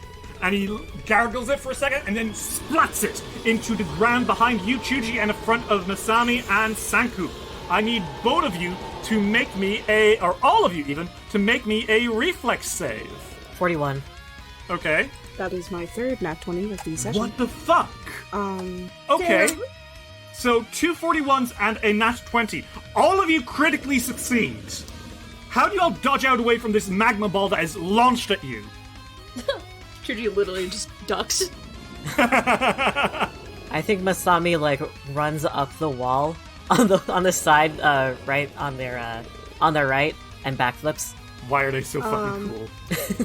I think Senku just goes, ah! And he falls out of the way. Okay, you're good. Iagara snarls says, "You disrespect me by dodging my attacks? I'll show you!" What do you think we're gonna do? Stand in it? He roars and he just slams at Chuji with his claw. A 45 to hit. 45 does hit. Okay. Slam! That is gonna be 35 slashing damage as he claws into you. Alright. And that is his turn. Sanku, it is your turn. Lolo's very excited. He's like, Sanku! It's an Imperial Dragon! My evil brethren who use the power of fire to smite their foes. You know, sea dragons and underworld dragons are sworn enemies. Well, then we'll defeat him. Yes! Then, Senku's going to use Tidal Rings Okay, on the Imperial fucking Dragon. okay. Well, make me that spell attack roll to see if you can grapple him. Please work, please work, please work. What the hell is happening? What the fuck? I swear it's real. You got another nat 20, meaning that he is going to be immobilized. He can't do anything except attack you, or, try to get out. Like, he's not just grappled, he is held in place as this water kind of like scorches around him. And Sanku, you see something. That water, as it touches him, you see smoke hissing off of his body, and he roars out in anguish. And until the end of his next turn, he's going to have a -1 on his attack rolls. His jaw strikes won't do fire damage, and his sweltering heat is actually countered, meaning, Chuji, you're no longer in that heat. He actually is basically semi-extinguished by this water. Pog. And then I think Senku, with his last 2 actions, is going to use his last 6 level spell of the day, and he's going to cast Hydraulic Push. Okay. Water explodes out from your staff and into this motherfucker. Well, we can't all roll nat 20s every time. 29? 29 is going to be a fail, I'm afraid. You miss the water scan. Even as he's struggling against this, the water flies over his shoulder and like kind of bashes off onto one of the walls nearby. And you can see that the team nearest is actually Tino's toughest, and they go, "Whoa!" Sorry! Masami! Big, scary dragon. What do you do? Is he though? Is what I want to know. He's a little scary. He's an ancient dragon. They're kind of scary. They're gonna quick draw their twin comma, and I think use an action to run up to this thing. Okay. You jump into the thing. Make me a will save against this thing's terrifying fear aura. Nat 20! Holy shit, yeah, you're not scared at all. Go for that. Alright, twin feint into twin distraction. Okay, so that's a 39 and a 31 on the second attack. Okay, the 39 is a hit. The 31 is unfortunately a miss. 28 damage then. Okay, very nice. Masami, you are right up in this thing's grill. I think, Masami, as you are using your rogue stuff, you can actually kind of glance over and you see Nyan Fei is actually looking at you quite interested. She is scoping out your rogue stuff that you've been talking about earlier. Chuji, it's your turn. Fuck this dragon. Fuck this dragon. Chuji's gonna flurry of blows. Okay. It's gonna be 39 and a 44. Both of those are hits. Nice. That means since they're both successful, then Stunning Fist is in effect. I need a Fortitude save. That's gonna be a 32. Oh, that doesn't pass! He failed! Okay, so what's happened? Is he stunned? Yeah, he stunned one. Okay, yeah. He's gonna miss an action on his next turn because you punch him so hard with your attacks that he's actually dazed. Fuck yeah. That's 29 twice. I rolled the same thing twice in a row. That's going to be 58. 58 damage, yeah, okay. Chuji, as you wail into him, you can see he is not doing really well at all. He's like fighting against these rings, but you can tell he is pretty fucking pissed. Let me see. Actually, Does he look really willful? Does he look particularly... I can't tell you that, but he is a giant talking dragon. Make of that what you will. You can try it. Okay, roll me a will save. That's a 28. That doesn't work. I cast fear. Oh! He's scared of me now. Oh no! Oh! Okay. So he's gonna be frightened too. Oh dear. Oh, that is bad for his AC because he was already grabbed. Yeah. Chuji, you raise up this hand and like dark shadows kind of like pulse out of it, and he looks down and he says, No, no, no! Get away from me! Back, I say! Chuji tells him he's going back to hell. Chuji, is that your turn? Yeah. Okay. It is now Iagara's turn. Iagara kind of like stumbles a little bit. He's shaking. His eyes are wide. He is bound by the fucking rings of water. He's gonna try to escape, first off, by attacking the rings of water. And that is a 30. Does a 30 pass your spell DC, Sanku? Nope. Okay. He snarls. He's gonna try again. He just snaps his jaws against it, attacking as best he can. A 39. Okay, that does. Okay, he breaks out your tile rings, Sanku, but you can see that, like, he's still stumbling. He's afraid, he is stunned, he is not going to be able to do anything else on his turn. You used up his whole turn. Smile. Sanku, it is your turn. He is looking real fucking bad. What do you do? Yeah, I'm gonna use Elemental Betrayal. I'm gonna cast... Quench. Let's go with Quench. Okay, because he's a fire creature, you can actually cast Quench on him as a damage thing. I can... And because this is a 5th level spell, that is going to be, he has to make a Fortitude save, or take 10d8 fire damage. Yeah. A 32 because he's frightened. No. Okay. That does not pass. So, Sanku, how does this look? It's sort of like, you know when you're underwater and there's a bubble of air? I think that it's like that, but with water as the bubble instead, and it, like, pops around him, so it, like, quenches his fire. That's 50 damage, plus an extra 6 damage, 56 damage. Sanku, as the bubble pops, Iagara lets out a roar. And then he stumbles to the floor. KO! And you all stand in front of the Ruby Arena, having defeated an underworld dragon. How are you guys all doing? I think Chuji is not satisfied. Yeah? How come? They, I think they just look maybe irked, but they'll just shake their head and, cheer anyways, that it's dead. And, Hao Jin kind of stands up and she bows and says, Well, everyone, I thank you all for coming to these events. That was our final fight for the evening, and I'm sure you will all agree that the Radiant Winds did an excellent job dispatching Iagara, she says, and she kind of opens up a portal beneath Iagara, who kind of falls through. And she says, Now, retire to your rooms. And as she's speaking, a voice calls out and says, I think we could do one more. And all of you kind of pause and glance. And there's a team standing up. You guys want to guess which team? Okay. I think it's Tino's toughest. Masami wishes it was Tino's toughest. It's not. Su Tak Noir, leader of the Lightkeepers, stands up and says, We've seen everyone fighting against your magnificent challenges, Lady Hao Jin. But surely the night deserves to end with a championship match between two of the winning teams. After all, isn't that why everyone came here? And Hao Jin blinks, and she's about to say more, but then Su Takuma points at you guys and says, Radiant Winds, we challenge you to a fight. Well, if the Grandmaster will allow it. Lolo looks at you and says, Shuji, are you sure? You're really beaten up. Like, you had many fights today. Perhaps now isn't the time to... What, like I can't take it? No, I wouldn't say that, Shuji, not at all. But are you sure it's wise? When have I ever cared for something being wise? I think he doesn't really have anything to say to that. And Hao Jin looks to Lady Nighthen, who's just kind of like, she's leaned forward, she's got her fingers steepled, she's like, oh. Su Takuma and her team stands up and gets onto the field.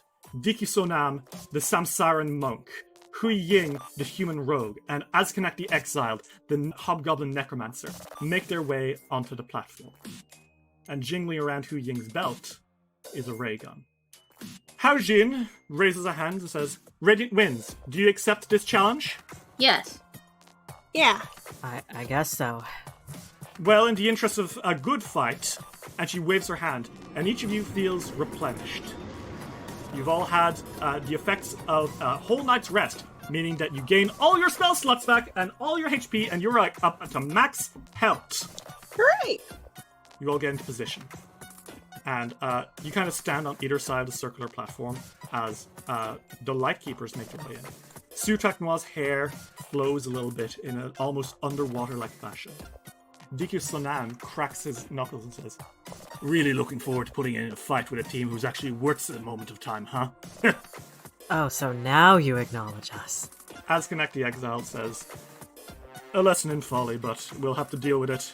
And Hu Ying says, Hey, monk, I like your belt. Thanks. Oh, God. Got some nice looking stuff on it, she winks. Yeah. The ray gun You can jingles. take a nice gaze at it while I knock your fucking teeth out. Ooh. As you all kind of get into position, the Hao Jin smiles says, Fighters, take your positions. Are you ready? Yeah! Lightkeepers nods, and each of them kind of just grins. Sure. I think Masami just sighs. Okay. Everyone, let's roll initiative against the Lightkeepers. Ooh. 35. 36. Top of the order is going to be Diki Sonam.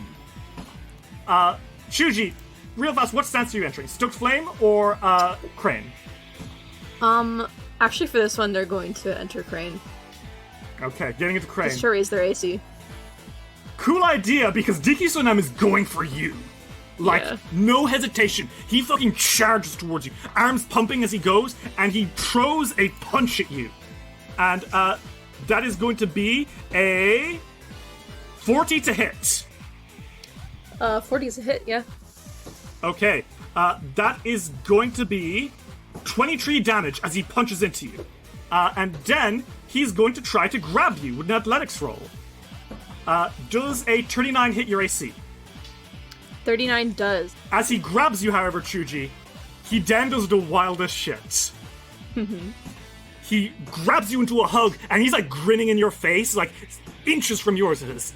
See you on the other side, my friend. Ugh. And he fucking suplexes you. Ouch.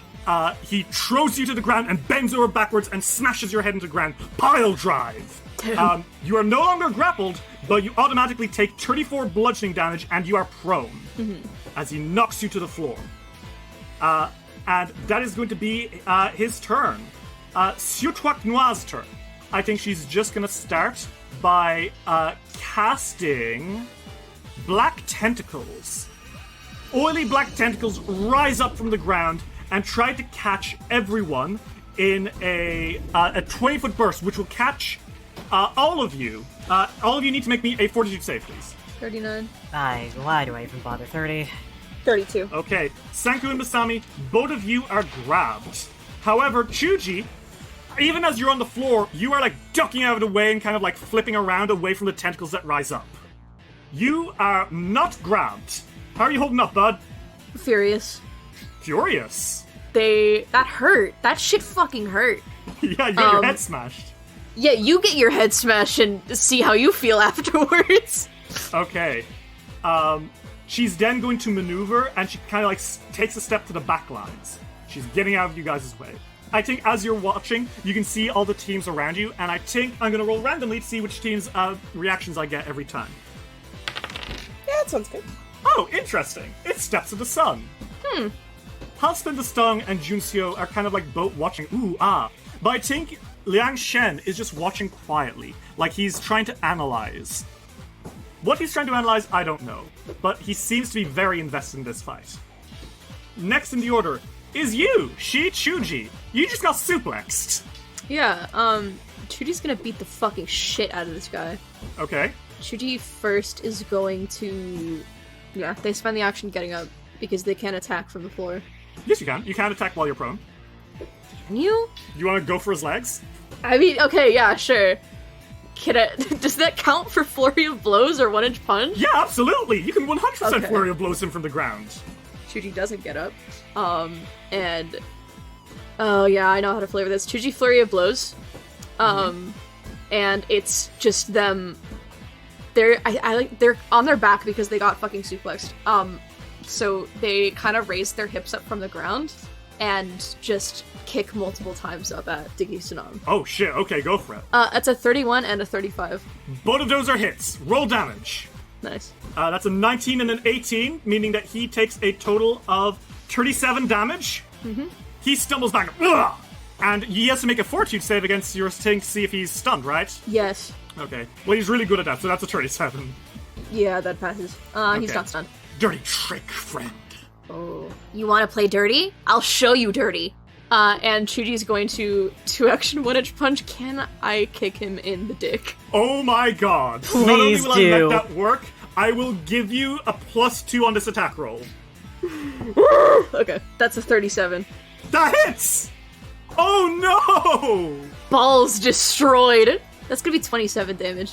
Shuji, yeah, you get. He lets it. And he stumbles back, and he looks down at you, and he's fucking furious. Chuji sticks their tongue out. Like, that smiley face is gone, and again, it's replaced by actual anger. Is that your turn, Chuji? Yeah. Okay. It is Hu Ying's turn. And Hu Ying rushes up, and I think she's gonna run past you, Masami, and then be behind you. She's gonna tumble through, and that's gonna be a 34. Reflex DC is 37. Nope. Okay, so she tries to get behind you, but you block her attack. And she just kind of rolls her eyes and says, whatever. You see, she doesn't have a knife in her hand. No, what she's got is her hands. And she gets 2 fingers and jabs them right into your throat. Pressure point attack!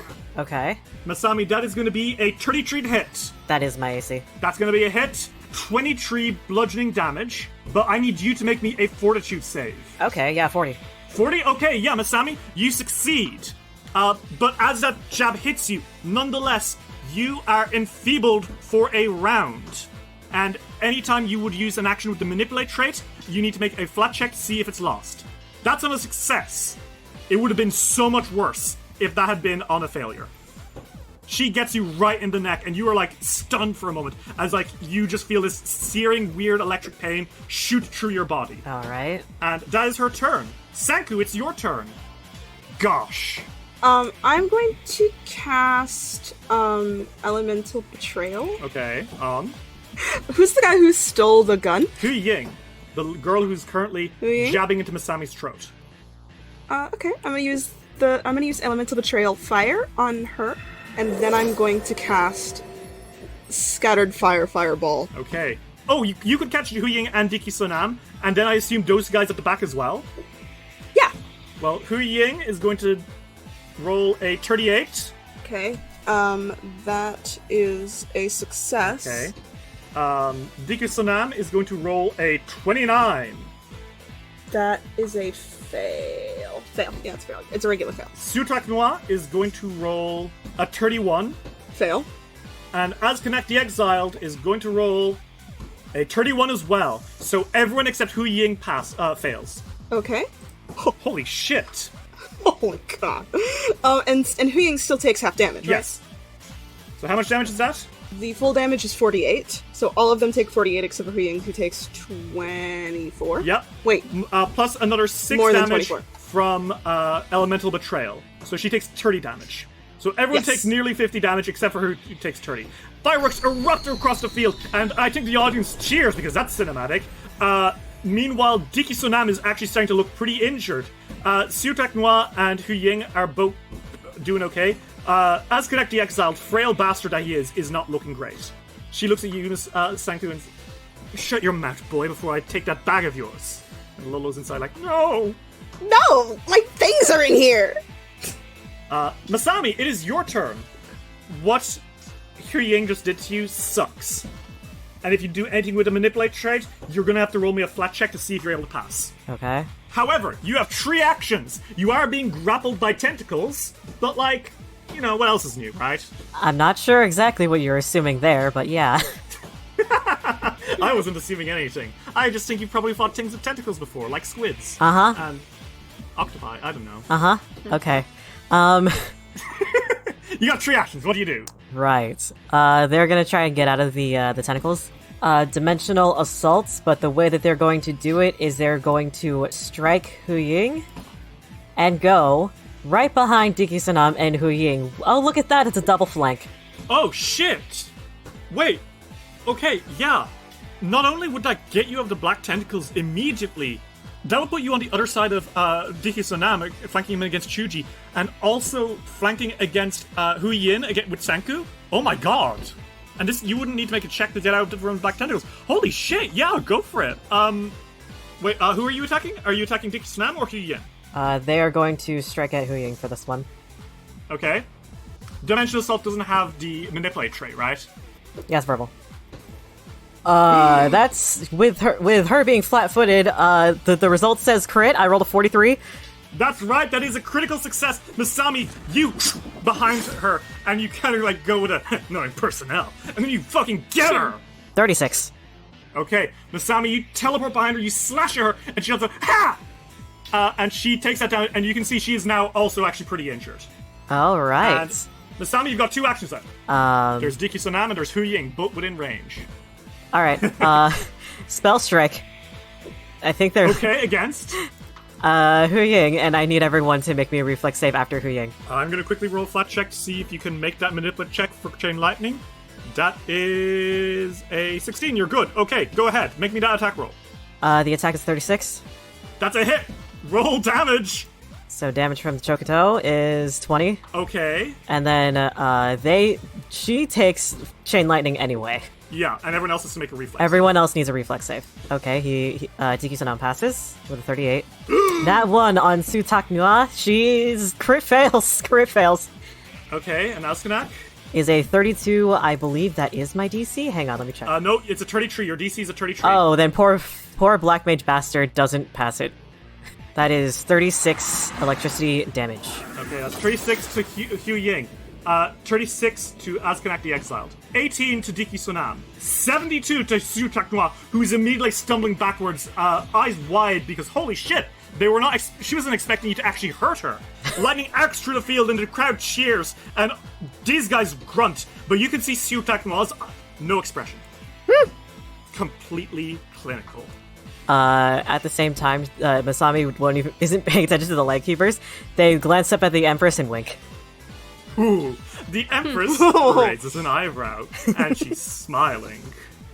Guys, Kiki's doing it again! Next target inside. Meanwhile, you can see in the crowd, Masami, cheering with all their might are the Biting Roses. Yarika Mulandez says, "Get them! Show them who's boss!" Okay, Masami, is that your turn? That's their turn. It is now Azkanak the Exile's turn. And Azkanak kind of grunts in pain and says, "Ugh, I'll have none of that now. I'll show you the power of debt." And I think he points at you, Masami, and that pointing finger glows a black light. I need you to make me a fortitude save against Finger of Debt. 29. That won't do it. As they point at you, evil energy arcs out their finger in black lightning and blasts into you, and you take 70 damage. Off the bat, nothing else. You are immediately dropped to nearly half HP. Alright. And you then see Azkanak kind of grunt and touch their own chest and cast Harm. which normally should harm a living creature. But for some reason, this necromancer heals from it. Strange. They look up at you and they kind of grit their teeth and says, now this is getting quite interesting, isn't it? Finally stop getting bored. It's Diki Sonam's turn. Diki Sonam picks you up, Chuji. Okay.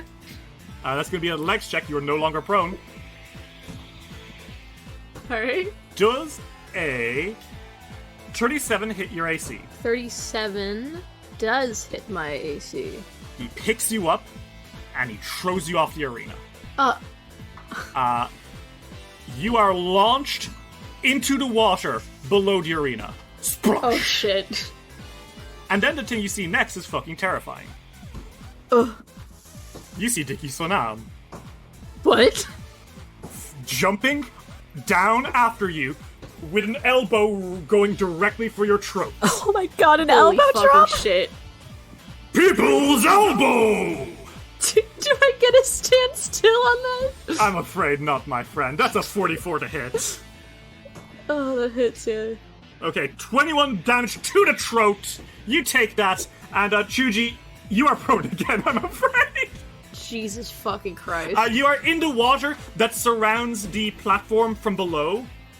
You're about, 20 feet below everyone else. And the water's shallow. You're able to, not take fall damage from that, but he is now on top of you. Okay. And as his turn, he's mad as fuck. He's also bad as fuck. It is Sutak Noir's turn. And she kind of cracks her neck a little bit and says, most interesting, but I'm afraid it's all over for you. And she points at you, Senku. Mm-hmm. I'm afraid the fact of the matter is I've analyzed the situation, and even if we lose the fight, I already know everything I need to know. You and your patron are weaker than me. Fuck off. I need you to make me a will save as she's staring at you. Okay. That's a 30. Okay, a 30 is a failure, I'm afraid. Senku, the most fucked up shit possible happens. Sutak Noir, an eye opens on her forehead, and it's staring directly at you, Senku. She casts Evil Eye, and you are frightened. Okay. Okay. And then, she is going to cast Phantom Pain. And I need you to make me another will save. Here we go. 32 won't do it, Senku. Unfortunately, you're going to take 24 mental damage, as you can't look away from that evil eye. It's actually really starting to fuck you up. But then, more importantly, because you can't look away, it's really starting to mess you up in the long term as well. You are going to take persistent mental damage. As Sutak Noir's evil eye is just, completely eating into you. What I will say as well is that, her mott is flapping its wings really, really hard. And, it's almost shimmering the world around it. That is her turn. Chuji, you are on the floor, kind of in the water here, and Dika Sunan is getting ready to give you another pummeling. What do you do? Oh man. God. Sticky situation, huh? Mm-hmm. Chuji. I don't want Chuji to go down, is the thing. Yeah, then don't. Kill him! I'm trying, man. Come on. I want Chuji to activate their Basilisk Feather. The Belief Feather? Yeah, Belief Feather. Okay. To do that, you're going to need to deal damage to him, and he has to have done an evil act. I think fucking pile driving me into the water is an evil act. I don't know if that counts as an evil act, but I do think the thing you saw when he was bullying Touch the Stars, I think that definitely counts. That was evil. That was definitely evil. Yeah. So you're on your back in the water, you clutch this feather, and you punch him. So go for it. I'm gonna do 3 action 1-inch punch. Okay. Oh, wow. 36. Is a hit. Roll damage. So that's gonna be 34 damage. Okay. He has to make a will save, right? Yeah. Give me a will save. A 24. Doesn't fucking cut it. He takes a -2 to his AC. Also any saving throws, and it reduces any resistance by 5. Okay. Cool. It lasts until the end of my next turn. You deck into him as you're standing down, and he stumbles back a bit, and he doesn't even speak. He actually roars, and it's almost like an animal. And you're like, what the fuck is this guy? What's your fucking problem? This is not normal person behavior. Yeah, no, it's not. Hui Ying's turn. Hui Ying turns around and she snarls, "Oh, get off my ass!" She yells, and she's going to make a strike against you, Masami. And that is a 47 to hit. That's a crit. That is going to be double of 23. That is 46 damage. Oh, shit, that hurt. And I think she snarls, and she then turns, and she's going to try attack you too, Sanku. Okay. She does roll 38 to hit you, though, Sanku. That hits. Okay. And that's 25 bludgeoning damage. And, I think she... That's okay. just kind of grits her teeth, and I think she's gonna try trip you, Masami. Okay. And that is gonna be a 23 against your AC. Crit fail. Uh-oh. That is gonna be... Got too close. You can make a grapple or grab reaction for free. So if you want to try grapple right back, you can. Yeah, I think Misami... Is she trying to sweep for the legs, or what? Yeah, that she was going for the legs. I think Misami kind of kicks her leg up and holds it in a lock between, like, their thigh and their elbow. Ooh, and just kind of okay. balances there. Okay, make me an athletics roll. 27? That'll actually do it. Yeah, you grab her leg, and she's like, "Get off me!" I'll let you go if you give my friend that laser back. Go to hell. I'll see you in there. Ooh. Senku, it's your turn. You got 3 actions. Diki Sonam fucking yarted Chuji off the edge of the platform, but everyone is starting to look really injured, yourselves included. I'm going to cast Elemental Betrayal on water on the guy who healed. Okay, on Askenak? Yeah. Okay. And then I'm going to cast Moonburst. Oh no. Okay. Oh. Oh, yeah. I see what you're doing. Yeah, you do. You little bastard. Fuck you. That Moonburst would hit both Sutak Noir and Askenak the Exiled. So, do you want me to make a reflex save? Yes. 37 for Askenak, Okay. and a 43 for Sutak Noir. So Askenak will take damage, Sutak Noir will not. It's 8d10 cold damage. Plus 8d10 positive damage, I think. That's right. So that's gonna be a total of 16 d10 damage, meaning 85 damage. Oh. And Elemental Betrayal counts for this, because if they take cold damage, it counts. Sanku, an explosion of ice. Well, describe this moonburst for me. How does this look? I think everything goes quiet for a second, and then I think it's just a, like, explosion of moonlight. Okay, now Askenak is not an undead creature. Yeah. But Askenak, in their folly this morning, cast Undead's Blessing, swapping their healing to negative damage and their harm to positive damage. Meaning that they're gonna take all that damage, and with that explosion, Askenak is knocked flying, and they are KO! As they hit the deck right beside Sutak Noir, who I think Sutak Noir just kind of like steps just out of radius, and she turns to look at you, Sanku, and she's got that completely still face. Earlier on when she was mocking you, she was like really, really like bitchy and mean. Yeah. But now it's like clinical. It's like a doctor about to announce to someone that they've got days to live. Good lord! She is completely still-faced. And that third eye is still bearing into you, by the way. Oh, Senku knows. As your turn ends, Senku, you are going to take 1 mental damage. Darn. Ow, this is still hurting your head to look at. Oh my god, my hands are shaking. Diki Sonam's turn. Diki looks down at you, says, "I'm gonna make you eat dirt, maggots!" Ugh. And I think they punch at you, and that is a 32 to hit. 32 does not hit. They punch the ground right next to where your head was a moment ago, and he snarls it. "Stop getting away from me!" A 33 to hit. Another miss. Ooh, they're fucking pissed. They're going to punch one last time. That's a 35 to hit. 35. Fuck, it's just my AC. Okay. Finally, as you roll one way, the other way, punch! 20 damage to the face. And he pulls back his hand, ready to punch more. His teeth are bared like a mad dog. Jesus Christ. It's Siutak Noir's turn. I think she points at you, Sanku, and says, "You're on my side now." And Sanku, I want you to make me a fortitude save. 35. That works. You succeed. But Sanku, your shadow, it splits off from you. It tears itself away from you. And then it stands up. And then there's a Sanku looking right back at you, except he's completely grey with red eyes. And he grins, and he's going... She has cast, evidently, Duplicate Foe. Holy shit.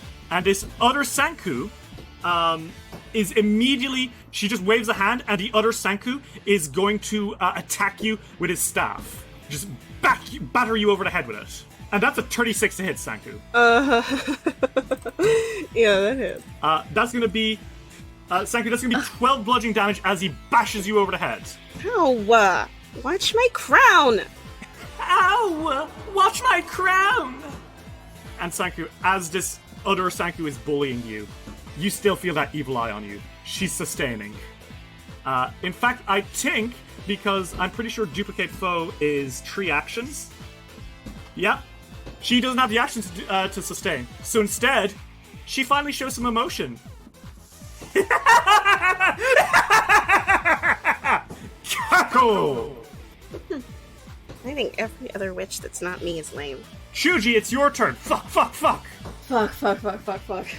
Diku Sonam is really trying to just maul you down here.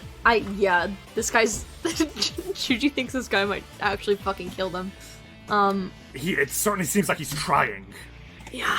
Shuji's still reeling a little bit from that last punch, but I think they still get in a little shit-eating line. For a big guy, you're pretty fucking slow. Ooh! No! Ooh, he is baring his teeth. It's like you can see every individual inch of his gum. That's how far back his lips are twisted. Alright, and they're going to Flurry of Blows again. Okay. Alright, that's gonna be a 41 and a 35. Just a hit. Holy shit, you are lucky. Roll damage. And he has to make a fortitude save, but he's really good at those, so don't expect anything super good. Yeah. Holy shit, he rolled an 18. Oh god. That's a fail. Oh god. Okay, so he's gonna be stunned. Is that... That's a crit fail. Oh my god. Wait, is he stunned 3? Stunned 3. Yeah. He doesn't get another turn. He doesn't get another fucking turn. Okay, Chuji, how much damage is that total? In total, that is 18 plus 14, that is 32. Chuji, you, even though you're on the floor, you, launch yourself upwards and unleash a flurry of attacks into Diki Sonam's head, and the fucking monster stumbles eyes wide. They are completely out of the race for a moment. Holy shit! Yeah, and then 2-action 1-inch punch. Okay, go for it. 42. That's a fucking hit! I was like, there's no way you're gonna get that. You got it. Roll damage? 26 damage. Chuji, how the fuck do you knock this motherfucker out? How about you let me take a fucking breather, asshole, and just punch the shit out of his head? You've seen those slow motion clips of a bald guy getting punched in the face. It's one of those. You see his jaw shift and everything. Ooh. Yeah, because you were prone, I think you have to flip up to do it, and you do a little front flip, and then BOOM! Right in the cheek, and you see his eyes go wide, and he stumbles back, and for a second it looks like he's trying to hold on, and you realize he's unconscious on his feet before he topples backward, and he is KO! Chuji's bleeding profusely from the head. And they raise up their hands and they're like, woo! Yeah, I think, Chuji, you know what you see? Yeah. You see Haojin, and she's clapping for you. Thank God. She Yay. is clapping, she is thrilled by this fight. I think everyone is. You see everyone is cheering. Yeah. Masami, it's your turn. Hu Ying's not looking great, and Siutak Noir isn't looking great. You have 3 actions. You are no longer enfeebled. Thankfully, that bullshit pressure point thing that Hu Ying threw at you is no longer affecting you. However, there's a second Sanku who is beating your original Sanku to death with a stick. What do you do? Alright, they're gonna go into Arcane Cascade, and since the last spell that they used was lightning, it is lightning. Ooh, okay, so how does this Arcane Cascade look? Ooh, I think they have, like, lightning pulsing through, like, their arms and definitely through their sword, and their eyes have, like, storms in them. Ooh! I think in the distance, you can see, Bhavana Watergase actually stand up and cheer, like, yeah! I love that shit! So getting into Arcane Cascade doesn't refresh Spell Strike, right? It does! Oh, it does. Alright, well... gonna make a strike on Hu Ying. She got back to Sanku, so she is flat-footed. Oh, roll back! Alright, that was a fucking 32. That's actually gonna be a hit because she's flat-footed. Oh! That is a 22 damage from my Chokuto with... Okay. And what the fuck is this damage? What is the spell you're doing? With the spell... Telekinetic projectile. Ooh, and what are you projecting at them? They're Kama. These nuts. Okay, bonk! You psych up your Kama, and when you smack down... When it's maxed down, it is 36 damage. And Hui Ying stumbles backwards and says, oh, this can't be happening! And she stumbles down. And she is KO! Oh, it is. And I'm enjoying every minute of it. They turn to Sutak Noir and they go, last one. Sutak Noir doesn't say anything. She just looks at you with those dead eyes and a turd evil eye. And I think she just kind of opens her arms like she's ready. Sanku, it's your turn. Sutak Noir is the only member of the Lightkeepers left standing. But all of you are seriously hurt, and if you don't take her out, chances are you're gonna get even more hurt. Well... I'm gonna try and cast Tidal Rings on her. Okay, so make this attack roll with Tidal Rings. Okay. Miss. Yeah. That misses, I think. A 31 is not gonna hit. I think the tidal ring starts forming, and then her hairs form fists, and they like dispel them. They splash them everywhere. And she's still standing with her hands open. She's walking towards you, like, hit me. Come on, hit me. Take me down, witch prince. 34? That is just your AC. Roll damage. 44 damage. Sanku, how do you do this? As she's walking towards you, hands open, eyes on you. I think that when she asks, him to hit her, he says, okay. And then a blast of water, crashes into her, and I think she falls into the... Yeah, she's knocked off the edge and into the water. And she just goes limp. And she is KO! And it's quiet. And I think, Den, you are met by something that is extremely not quiet as you're all standing there panting. Cheers from everyone. The biting roses, winter's roar, arms of balance, hell, even steps of the sun, including Liang Shen, who, all things considered, actually looks pretty impressed by that display. That is for Touch the Stars! Which, by the way, Masami goes to Hu Ying's belt and takes the laser and goes, I think you need to return this. I'll do it for you. Hu Ying, as she's kind of bringing herself back to consciousness, looks like she's about to say some rancid shit. She's about to get canceled. Masami looks at her and goes, do it. You fox-tailed, and before she says anything else, a hand comes onto her shoulder. A very wet hand made of hair. And Sutak Noir stands there. And she looks at you, she looks at everything, and she offers you a hand, Masami. And says, well, it would seem that the best team won. Congratulations. You did exceptionally well. Masami looks at the hand and looks at the witch, but shakes her hand anyway. She smiles with tin lips. Hu Ying just kind of goes, ugh. As Connect the Exiled stumbles to their feet, and I think glowers at you, Sanku. Doesn't say anything, but turns to Sutak and says, well, I hope you're happy. There's our win streak. And Sutak just nods and says, yes, I'm very happy. Chuchi. Diki Sonam comes up to you, and he smiles, and he offers you a hand and says, "Good job, sport. Thanks. Shake my hand." Sorry, I'm a bit of a germaphobe. He looks at you, and he just smiles and says, "To each their own. Well fought." Had me for a while there. His eyes are cold as ice, by the way, as he's smiling. I was almost scared. "I'm sure, but you were the better fighter in the end, weren't you now?" Yeah, I was. I think, Sutakuma says, "Thank you, Lady Haojin, for humoring us. I feel we all had an excellent time." And Haojin smiles and she stands up, and so does Empress Na Yanfei. Empress Na Yanfei kind of claps for you all and says, "Absolutely incredible. All of you. I will have to pass on the tales I've seen today to my closest companions." And that's code for, "You've really impressed the Empress of Goka, and good things are going to happen." Oh boy. Haojin gestures and says, "And now, finally, the final match of the Ruby Phoenix pre-qualifiers has ended.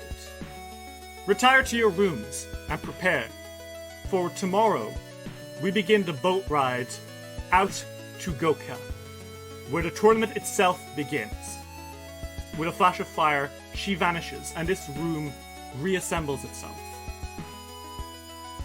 Your final day on Danger Island passes relatively peacefully, all things considered.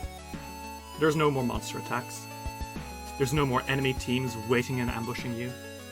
You return to the Temple of Aurori one last time to pick up your stuff. And it has been completely rebuilt.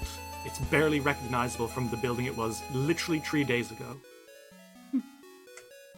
Amatar brings you into the back room where once a eucalyptus tree stood alone with a skeleton, but now it stands with 3 statues that he's carved, of a monk, a magus, and a witch.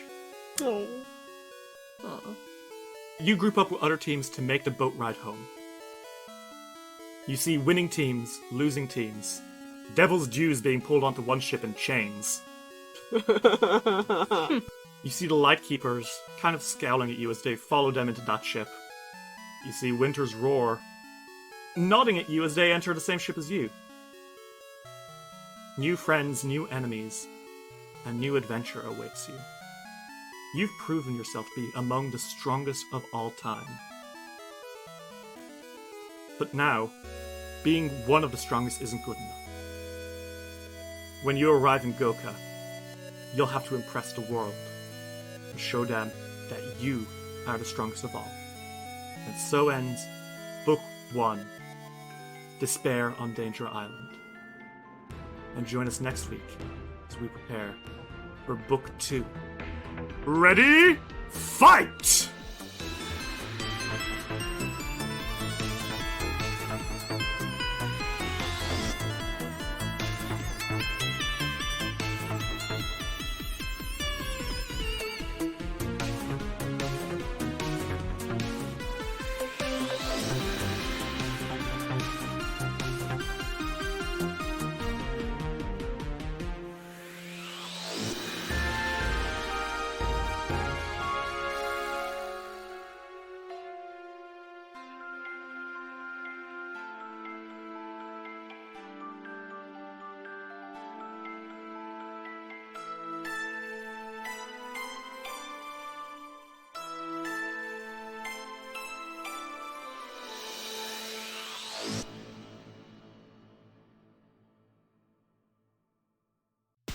This episode of Dice Will Roll would not have been possible without the support of our patrons. Giratina, Nex, Minty Belmont, Daydem Dares, GP Dora, Marshmallow Berry, Sarissa, Ferric Falcon, Luis Loza, Aries, Alexander Criswell, Glorstalion, Kendra West, Ginley Tricked, Transgirl Trish, Platonic, Bal Punyon, Johnny the Catman, Matthew Wilson Krasovich, Tillen Shark, Fearin, Glitch HD, Jace Snoops, Zenith Drums, Josh Heathcote, Torbjorn, Sophia Valera, G Barbera, Luke, Gideon, Sarah B, Seth, Ravona Darkglow, Dolore, Kira, Luchula, Gizmo, Matthew, Cass, Fable McElduff, Eva, Chris Lutman, Remke Bright, Lonesome Chunk, Steph, Sean C, Natasha Lumley, Rhian C, Ellie, Jenna Mitchell, Kane Kendrick, Triceratops, Grey Kitsune, Anna Maria, Roxy, Jordan, Cynical Spinsters, Emily Derna, John the Book Hoarder, SS66 Seeker, and Dame Valerie the Turd. Special thank you to the patrons who had guest characters in this episode. As Connect the Exiled by May Cohen, Hu Ying by Generally Tricked, and Dicky Sonam by Skyly. If you'd like to see what you can get for helping us keep it rolling, check out patreon.com/dicerollroll today!